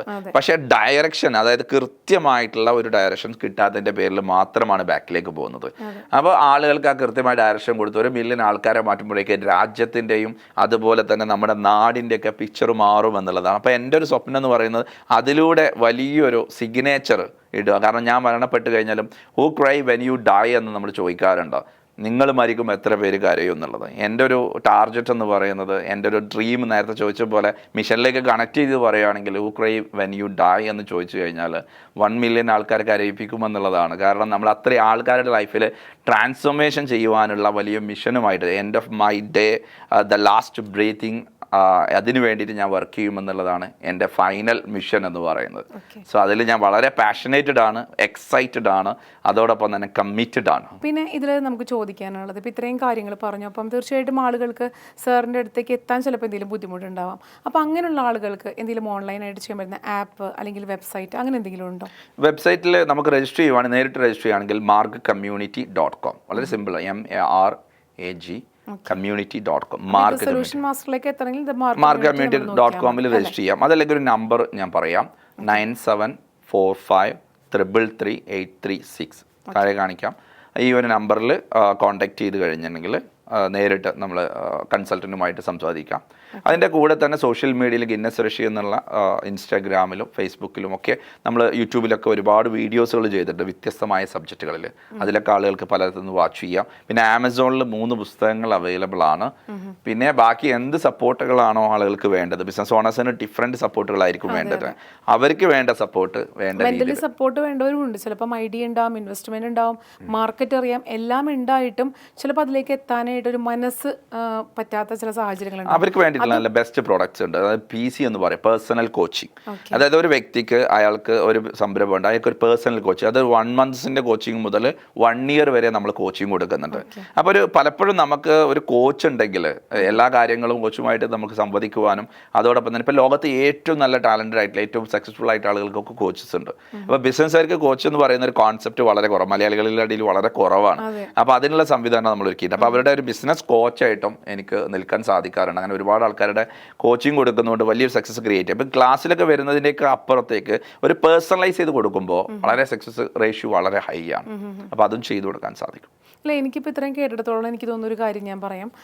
ശരിക്കും പറഞ്ഞാൽ ഇതൊരു ബിസിനസ് സ്റ്റാർട്ട് ചെയ്യാൻ ഉദ്ദേശിക്കുന്നവർക്ക് അല്ലെങ്കിൽ അതൊരു സ്റ്റാർട്ട് ചെയ്ത ശേഷമുള്ള ആളുകൾക്ക് മാത്രമല്ല, ശരിക്കും കുട്ടികൾക്ക് ഇപ്പോൾ 16-ാമത്തെ വയസ്സിൽ സാറ് സ്റ്റാർട്ട് ചെയ്യുമെന്ന് പറയുമ്പോൾ ശരിക്കും സ്കൂൾ വിദ്യാഭ്യാസ കാലഘട്ടത്തിൽ തന്നെ ഒരു ബിസിനസ് ക്ലാസ് കൊടുക്കാവുന്നതാണ് എല്ലാ സ്കൂളുകളിലും, അല്ലേ? അതൊരു കുട്ടികൾ എത്രയോ പേർക്ക് ചിലപ്പോൾ ഒരു ബിസിനസ് സ്റ്റാർട്ട് ചെയ്യണമെന്ന് ആഗ്രഹം ഉണ്ടാകും കുട്ടികൾക്ക്. അപ്പോൾ അത് അവർക്കൊരു എൻകറേജിങ്ങും അല്ലെങ്കിൽ ഭയങ്കരമായിട്ട് ഇൻഫോർമേറ്റീവ് ആയിട്ടുള്ള ഒരുപാട് കാര്യങ്ങൾ പറഞ്ഞു കൊടുക്കാനായിട്ട് ഇതുപോലുള്ള ക്ലാസ്സുകൾ നമ്മുടെ ദ സൊല്യൂഷൻ മാസ്റ്ററിൽ നിന്ന് ഉണ്ടാവട്ടെ എന്ന് ആശംസിക്കുന്നു. Thank you.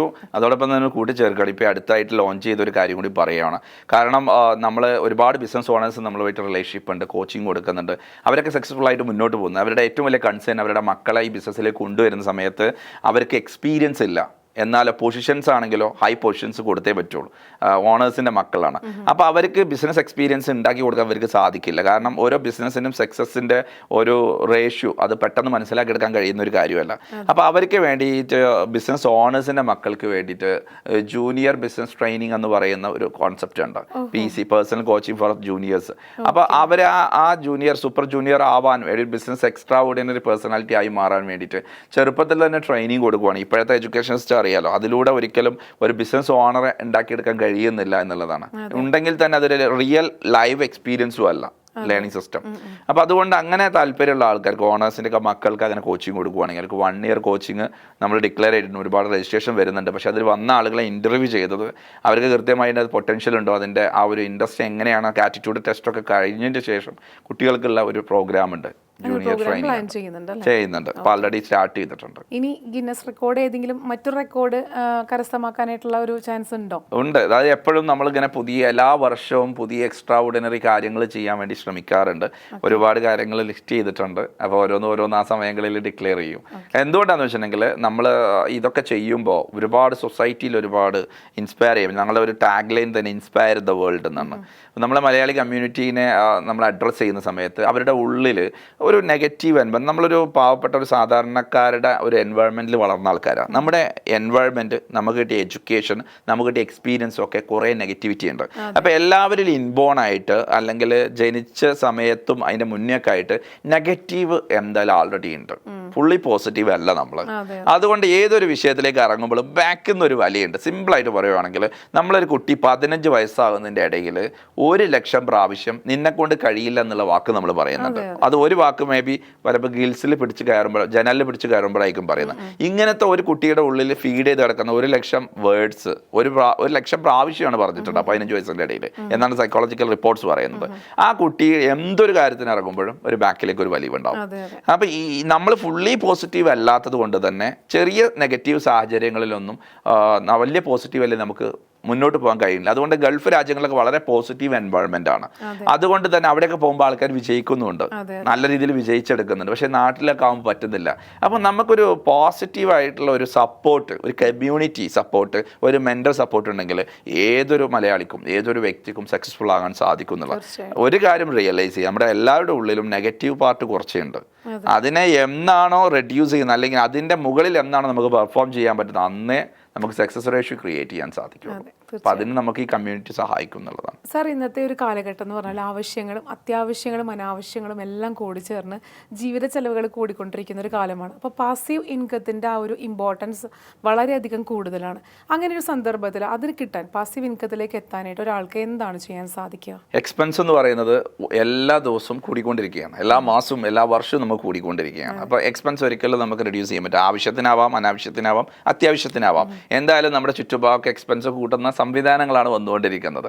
അപ്പോൾ എക്സ്പെൻസിനെ കുറക്കുന്നതല്ല, ഇനി ഇൻകം കൂട്ടുന്നതിനെ കുറിച്ച് നമ്മൾ ചിന്തിക്കുന്നത്. അപ്പോൾ പലപ്പോഴും നമുക്ക് ഒരു തെറ്റിദ്ധാരണ വരുന്നത് നമുക്കൊരു ഇൻകം സോഴ്സ് ഉണ്ടല്ലോ, അല്ല, മൾട്ടിപ്പിൾ ഇൻകം സോഴ്സുകൾ നമുക്ക് ആവശ്യമാണ്. ഡിഫറെൻ്റ് ആയിട്ടുള്ള ഇൻകം സോഴ്സുകൾ നമുക്ക് ഉണ്ടാവണം. അപ്പോൾ ആ ഇൻകം സോഴ്സ് ഉണ്ടാക്കണം എന്നുണ്ടെങ്കിൽ ഇപ്പോഴത്തെ കാലത്ത് ഒരുപാട് വഴികളുണ്ട്. നമുക്ക് ഇൻകം വരുന്നത് ഒന്ന് നമ്മുടെ ടൈം കൊടുത്തിട്ടാണ്, രണ്ട് നമ്മുടെ സ്കില്ല് കൊടുത്തിട്ടാണ്. അതുപോലെ തന്നെ ഡിഫറെൻ്റ് ആയിട്ടുള്ള ഒരു ആസ്പെക്ട്. ഇത് രണ്ടും ആക്റ്റീവ് ഇൻകം ആണ്. ആക്റ്റീവ് ഒരു ഉദാഹരണം പറയുകയാണെങ്കിൽ ഒരാളൊരു എംപ്ലോയി ആയിട്ട് നിൽക്കാം, അവിടെ ഒരു ആക്റ്റീവ് ഇൻകം ആണ്. രണ്ടാമത് സെൽഫ് എംപ്ലോയി. ഇപ്പം ഞാൻ എൻ്റെ കാര്യം പറയുകയാണെങ്കിൽ ഞാനൊരു എംപ്ലോയി എന്നുള്ള നിലക്ക് അലൂബ് യൂണിറ്റ് ട്രേഡിംഗ് കമ്പനി റിയാദിലുള്ള വലിയൊരു കമ്പനിയാണ്. ആ കമ്പനിയുടെ CEO ആണ്. പക്ഷേ ഞാൻ എപ്പോഴും അവിടെ ഉണ്ടാവാറില്ല. പക്ഷേ ഡിജിറ്റലി ആണ് നമ്മൾ കാര്യങ്ങളൊക്കെ ചെയ്ത് ലീഡ് ചെയ്യുന്നത്, CEO ആയിട്ട്. അപ്പോൾ ഞാനൊരു എംപ്ലോയി എന്നുള്ള എനിക്കൊരു ഇൻകം ഉണ്ട്, ആ ഒരു നിലക്കൊരു ഇൻകം വരുന്നുണ്ട്. അതോടൊപ്പം തന്നെ ആസ് എ സെൽഫ് എംപ്ലോയി എന്ന് പറയുന്നത് as a trainer, solution master എന്നുള്ള നിലക്ക് ഞാൻ ട്രെയിനിങ് എടുക്കുന്നു, അതിലൂടെ ഇൻകം വരുന്നു, കൺസൾട്ട് ചെയ്യുന്നു, അതിലൂടെ ഇൻകം വരുന്നു. അപ്പോൾ അതൊരു ഇൻകം സോഴ്സ് ആണ്. അതുപോലെ തന്നെ ബിസിനസ് ഓണർ എന്നുള്ള കൺസൾട്ടിങ് കമ്പനികളുണ്ട്. അപ്പോൾ ഈ കമ്പനിയിലൂടെ ഇൻകം വരുന്നത്. അപ്പോൾ ഈ ഇൻകം സോഴ്സിൽ നമുക്ക് ആക്റ്റീവ് ഇൻകത്തിൽ നമ്മൾ ആക്ട് ചെയ്താൽ മാത്രമേ നോ വർക്ക് നോ പേ ആണ്. അപ്പോൾ അത് കിട്ടുള്ളൂ. അപ്പോൾ ആക്റ്റീവ് ഇൻകം വേണം. അതുപോലെ തന്നെ നമ്മുടെ പാസീവ് ഇൻകം വേണം. നമ്മളില്ലാതെ നമുക്ക് ഇൻകം വരുന്നത് അത് വ്യത്യസ്തമായ മാർഗ്ഗങ്ങളുണ്ട്. ഒന്ന് ബിസിനസ് ഓണർ എന്ന നിലയ്ക്ക് നമ്മുടെ പേരിൽ ഒരു ബിസിനസ് ഉണ്ടെങ്കിൽ നമുക്ക് ഏതെങ്കിലും സ്ഥാപനത്തിൽ ഇൻവെസ്റ്റ്മെൻറ്റ് നടത്താം, അങ്ങനെ നമുക്ക് ഇൻവെസ്റ്റ്മെൻറ്റ് വരും. അതുപോലെ എന്തെങ്കിലും പ്രോപ്പർട്ടികളിൽ, ഇപ്പോൾ ബിൽഡിങ്, അതുപോലെ തന്നെ എന്തെങ്കിലും പ്രോപ്പർട്ടികളിൽ നമുക്ക് ഇൻവെസ്റ്റ്മെൻറ്റ് നടത്താം. ഷെയറുകളിൽ ഇൻവെസ്റ്റ്മെൻറ്റ്, മ്യൂച്വൽ ഫണ്ടുകളിൽ ഇൻവെസ്റ്റ്മെൻറ്റ് നടത്താം. അങ്ങനെ മൾട്ടിപ്പിൾ ആയിട്ട്. ഇപ്പോൾ ഒരാളൊരു ചാനൽ തുടങ്ങിയാൽ പോലും അതൊരു പാസീവ് ഇൻകം ആണ്, ആക്റ്റീവ് ഇൻകം അല്ല, പാസീവ് ഇൻകം ആണ്. ഡിജിറ്റലി ഒരുപാട് സംവിധാനങ്ങൾ ഇപ്പോൾ ആൾറെഡി ഉണ്ട്. അപ്പോൾ ഇങ്ങനെയുള്ള ഒരു ഇൻകം ഉണ്ടാക്കാൻ വേണ്ടിയിട്ട് ഡിഫറെൻ്റ് ആയിട്ടുള്ള അങ്ങനത്തെ മൾട്ടിപ്പിൾ ഇൻകംസ് ഉണ്ട്. നമ്മൾ ട്രെയിനിങ്ങിലൊക്കെ പഠിപ്പിക്കുന്നുണ്ട്, 7 ഡിഫറെൻറ്റ് ഇൻകംസ് ഒക്കെ പഠിക്കുന്നുണ്ട്. അപ്പോൾ 2 തരം income, passive income, active income ഒരാൾക്ക് ഉണ്ടെങ്കിൽ മാത്രമേ ഈ കാലത്ത് സർവൈവ് ചെയ്യും. അതായത് എക്സ്പെൻസ് റെഡ്യൂസ് ചെയ്യുന്നതിനെ കുറിച്ച് ആരും ചിന്തിക്കേണ്ട, അത് കൂടിക്കൊണ്ടിരിക്കും. ഇൻകം കൂട്ടുന്നതിനെക്കുറിച്ചും അത് മൾട്ടിപ്പിൾ ഇൻകം ഉണ്ടാക്കുന്നതിനെക്കുറിച്ചും ചിന്തിക്കുകയാണെങ്കിൽ 100% നമുക്ക് റിലാക്സ് ചെയ്ത് പോകാൻ പറ്റും. പിന്നെ പലപ്പോഴും ഈ ഇൻകത്തിൻ്റെ കാര്യത്തിൽ നമുക്കതിൽ സേവിങ്സ് ഉണ്ട്, എക്സ്പെൻസ് ഉണ്ട്, അതുപോലെ തന്നെ ഇൻവെസ്റ്റ്മെൻ്റ് ഉണ്ട്. സിമ്പിളായിട്ട് പറയുകയാണെങ്കിൽ ഒരാൾക്ക് ഇൻകം വരുന്നു, അയാൾ ഉപയോഗിക്കുന്ന രീതി ഇൻകം മൈനസ് എക്സ്പെൻസ് സമം 0 ആയിരിക്കും. ആ ഫോർമാറ്റ് തെറ്റാണ്. ഇൻകം മൈനസ് സേവിങ് സമം എക്സ്പെൻസ് ആണ്. ഇൻകം 1 ലക്ഷം വന്നു കഴിഞ്ഞാൽ അതിൻ്റെ സേവ് ചെയ്തതിൻ്റെ ബാലൻസ് ആണ് എക്സ്പെൻസിലേക്ക് പോകേണ്ടത്. അല്ലാതെ ഇൻകം വന്നിട്ട് എക്സ്പെൻസ് കഴിഞ്ഞിട്ട് ബാലൻസ് സേവ് ചെയ്യാൻ കഴിയില്ല. കാരണം സേവിങ് ഇപ്പോൾ നമ്മൾ സാധാരണക്കാർ ചെയ്യുന്നത് ഇൻകം മൈനസ് എക്സ്പെൻസ് സമം സേവിങ്സ് ആണ്. ഇത് റോങ് ആണ്. നേരെ സേവിങ്സ് ഇപ്പുറത്തേക്ക് വരണം. ഇൻകം മൈനസ് സേവിങ്സ് സമം എക്സ്പെൻസിലേക്ക് വരണം. അപ്പൊ അത് എത്രയാണ് സേവ് ചെയ്യേണ്ടത്? മിനിമം 40% സേവ് ചെയ്യണം. 40% സേവ്. ഇതിന്റെ കറക്റ്റ് റേഷ്യോ പറയുവാണെങ്കിൽ ഇതിന്റെ വേറൊരു ഫോർമാറ്റ് കൂടി പറയണം. അതായത് E=MC² എന്ന് പറയുന്നത് പോലെ ദ സൊല്യൂഷൻ മാസ്റ്റർ ഒരു ഇക്വേഷൻ ആണ് income minus savings equals expense എന്ന് പറയുന്നത്. അതെ. ലോകത്ത് അധികം ആൾക്കാരെ നോക്കിക്കഴിഞ്ഞാൽ അയാൾക്ക് 3 തരം പ്രശ്നങ്ങൾ കാണുന്നു. ഒന്ന് ഫിസിക്കലായിട്ടുള്ള പ്രശ്നങ്ങളാണ്, 2 ഫിനാൻഷ്യൽ പ്രശ്നം, പിന്നെ ഫാമിലി ഓറിയൻറ്റഡ് റിലേഷൻഷിപ്പിൽ. ഇതിൽ ഏറ്റവും കൂടുതൽ ആൾക്കാർ സ്ട്രഗിൾ ചെയ്യുന്ന ഒരു പ്രധാനപ്പെട്ട വിഷയം ഫിനാൻഷ്യൽ പ്രശ്നം. അതിൻ്റെ ഒരു കാരണം എന്താ വെച്ചിട്ടുണ്ടെങ്കിൽ ഒരു കൃത്യമായിട്ടൊരു ഇക്വേഷൻ അവർക്ക് അറിയാത്തതുകൊണ്ട് ഒരു ഫോർമാറ്റ് ഉണ്ട്. ഫിനാൻഷ്യലി സ്റ്റേബിൾ ആവണമെങ്കിൽ ഇൻകം മൈനസ് സേവിങ്സ് സമം എക്സ്പെൻസ്. ഈ ഫോർമാറ്റിനെ കുറച്ചുകൂടി ഒന്ന് ഡിഫൈൻ ചെയ്യുവാണെങ്കിൽ 50-30-20 റൂൾസ് ആണ്. ഈ റൂളിനെ ഫോളോ ചെയ്യാണ് ഒരാൾക്ക് ഇൻകം വരുന്നതിന് 50% ആയിട്ട് ചിലവാക്കാം, എക്സ്പെൻസിലേക്ക് പോകാം, കുഴപ്പമില്ല.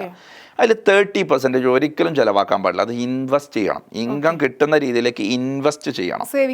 സേവിങ്സ് അല്ല. സേവിങ്സ് എന്ന് പറയുമ്പോൾ വീണ്ടും നമ്മളത് എടുത്ത് ഉപയോഗിക്കും. അത് ഇൻവെസ്റ്റ്മെന്റ് ചെയ്യുക 30%. 20% നമ്മൾ സേവ് ചെയ്യണം. ഈ 20% സേവ് ചെയ്യണമെന്ന് വെച്ചാൽ അയാളുടെ സ്വപ്നങ്ങൾ റിയാലിറ്റി ആക്കണം. വീട് വെക്കാൻ ആ 20% വലുതായി കഴിഞ്ഞാൽ, ഒരു വലിയൊരു എമൗണ്ട് ആയി കഴിഞ്ഞാൽ വാഹനം മേടിക്കാം, അയാൾക്ക് യാത്രകൾ ചെയ്യാം. അതൊക്കെ 20% നടക്കേണ്ടത്. അങ്ങനെ ആകുമ്പോൾ സ്വപ്നങ്ങളെ യാഥാർത്ഥ്യമാക്കാനും പറ്റും. ലൈഫ് ലോങ്ങിലേക്ക് അയാൾക്ക് പാസീവ് ഇൻകം കിട്ടുന്നതിലേക്ക് ഒരു ഇൻവെസ്റ്റ്മെൻറ്റും ഉണ്ടാവും, എല്ലാ എക്സ്പെൻസും കടന്നു പോകും. അപ്പോൾ ഒരാളുടെ ഒരു 50% കൊണ്ട് അയാളെ എക്സ്പെൻസ് കൊണ്ടുപോകണമെങ്കിൽ അയാൾക്ക് എത്ര ഇൻകം വരണം?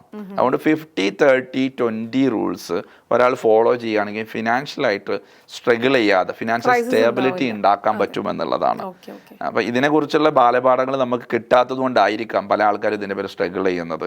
അല്ലെങ്കിൽ എക്സ്പെൻസ് ഇൻകം കൂടുന്നതിനനുസരിച്ച് ഒരിക്കലും സേവിങ് കൂടില്ല, ഇൻകം കൂടുന്നതനുസരിച്ച് എക്സ്പെൻസ് ആണ് കൂടുക. അതുകൊണ്ട് ഈ ഫോർമാറ്റ് ഫോളോ ചെയ്യുകയാണെങ്കിൽ എത്ര ചെറിയ ഇൻകം ഉള്ള ആളാണെങ്കിലും കുറച്ച് കാലം കൊണ്ട് സമ്പന്നനായിട്ട് മാറാൻ പറ്റും. നമുക്ക് തന്നെ അറിയാം, കുറഞ്ഞ ഇൻകം വരും, ചെരുപ്പ് കുത്തി കിട്ടിയ പണം കൊണ്ട് ബൈക്ക് മേടിക്കാൻ പോയ ഒരു കഥയൊക്കെ നമ്മൾ സോഷ്യൽ മീഡിയയിലൊക്കെ കണ്ടിട്ടുണ്ടായിരുന്നു അല്ലേ. അപ്പോൾ അതേപോലെ തന്നെ ബാർബറായിട്ടുള്ള ആൾ ബെൻസ് വാങ്ങുന്നത് കേൾക്കുന്നുണ്ട്. ഇതൊക്കെ കേൾക്കുമ്പോൾ നമ്മൾ മനസ്സിലാക്കണം അവർക്കൊരു ഫിനാൻഷ്യൽ ഫോർമാറ്റ് ഉണ്ട് എന്നുള്ളതാണ്. അപ്പോൾ കുറേ ഇൻകം വന്നതുകൊണ്ടല്ല അവരൊക്കെ സമ്പന്നരായതും അല്ലെങ്കിൽ അവരുടെ സ്വപ്നങ്ങൾ യാഥാർത്ഥ്യമാക്കിയും. ഉള്ള ഇൻകത്തെ മാനേജ് ചെയ്യുന്നിടത്താണ് അതിൻ്റെ ആർട്ട് എന്ന് പറയുന്നത്. അപ്പോൾ ഈ ഫോർമാറ്റ് ഫോളോ ചെയ്താൽ ഏതൊരു സാധാരണക്കാരനും അയാൾക്ക് ഫിനാൻഷ്യൽ സ്റ്റേബിലിറ്റി നേടാമെന്നുള്ളതാണ് സൊല്യൂഷൻ മാസ്റ്ററുടെ ഒരു കോൺസെപ്റ്റ്. ശരിക്കും പറഞ്ഞാൽ ഒരു ബിസിനസ് തുടങ്ങാനും അല്ലെങ്കിൽ അത് മുന്നോട്ട് കൊണ്ടുപോകാനൊക്കെ ചിലപ്പോൾ ബുദ്ധിമുട്ടുണ്ടാവില്ല. പക്ഷേ ഈ പറഞ്ഞൊരു equation like income minus savings equals expense എന്ന് പറയുന്ന ഒരു ഇൻകം അല്ലെങ്കിൽ 50-30-20 ആ ഒരു റേഷ്യോ ഒക്കെ നമുക്കത് കൺട്രോൾ ചെയ്ത് പോകണമെന്നുണ്ടെങ്കിൽ തീർച്ചയായിട്ടും ദ സൊല്യൂഷൻ മാസ്റ്ററിൽ നമുക്ക് ആ ഒരു ഗൈഡൻസ് നമുക്ക് എടുത്തേ പറ്റും അല്ലേ. എന്നാൽ മാത്രമേ ആ ഒരു സർവൈവൽ നമുക്ക് കിട്ടുള്ളൂ. അല്ലെങ്കിൽ ചിലപ്പോൾ സ്ട്രഗിൾ ചെയ്തായിരിക്കുള്ളൂ ചിലപ്പോൾ മുന്നോട്ട് പോകുന്നത്. സർവൈവൽ സ്റ്റേജിലേക്ക് എത്തണമെന്നുണ്ടെങ്കിലും സൊല്യൂഷൻസ് കിട്ടണമെങ്കിലും തീർച്ചയായിട്ടും ദ സൊല്യൂഷൻ മാസ്റ്ററിനെ അപ്രോച്ച് ചെയ്യണം. അപ്പോൾ ഇത്രയും നേരം നമ്മൾ കേട്ടത് ദ സൊല്യൂഷൻ മാസ്റ്ററിൻ്റെ ഡയറക്ടറായിട്ടുള്ള ഗിന്നസ് റഷീദിൻ്റെ വിശേഷങ്ങളാണ്. ഒരു കാലത്ത് ഒരു മിനിറ്റ് പോലും സ്റ്റേജിൽ നിന്ന് സംസാരിക്കാനായിട്ട് ഭയപ്പെട്ട് പോയിട്ടുള്ള ആ ഒരു കുട്ടി 73 മണിക്കൂർ 15 മിനിറ്റോളം ഊണും ഉറക്കവുമില്ലാതെ ബിസിനസ് ക്ലാസ് എടുത്ത് ഗിന്നസ് റെക്കോർഡുകൾ നേടി. അതുകൂടാതെ 30ഓളം രാജ്യങ്ങളിൽ നിന്നും ഒരുപാട് സംരംഭകരെ ഈ ഒരു വിജയപാതയിലേക്ക് എത്തിക്കാനായിട്ട് സഹായിച്ചു. അത് മാർക്ക് കമ്മ്യൂണിറ്റിയുടെ ദ സൊല്യൂഷൻ മാസ്റ്ററാണ് അതിനും സഹായിച്ചത്. ഇപ്പോൾ അവരുടെ ഉദ്ദേശം അല്ലെങ്കിൽ അവരുടെ ലക്ഷ്യം എന്ന് പറഞ്ഞാൽ 1 മില്യൺ ബിസിനസ് സംരംഭകരെ മുന്നിലേക്ക് കൊണ്ടുവരിക എന്നുള്ളതാണ്. അപ്പോൾ അതിലേക്ക് എത്താനായിട്ട് തീർച്ചയായിട്ടും മാർക്ക് കമ്മ്യൂണിറ്റി സഹായിക്കും. അതിനായിട്ടുള്ള ആപ്പ് ഉണ്ട്, വെബ്സൈറ്റ് ഉണ്ട്. അപ്പോൾ നിങ്ങൾ എവരും അതിലേക്കൊന്ന് സന്ദർശിക്കുക. തീർച്ചയായിട്ടും ഇനിയും ഒരുപാട് ഇൻസ്പയറിംഗ് സ്റ്റോറീസ് ഇൻസ്പയറിലൂടെ കാണുന്നവരെ it's me Sajna Sara signing of.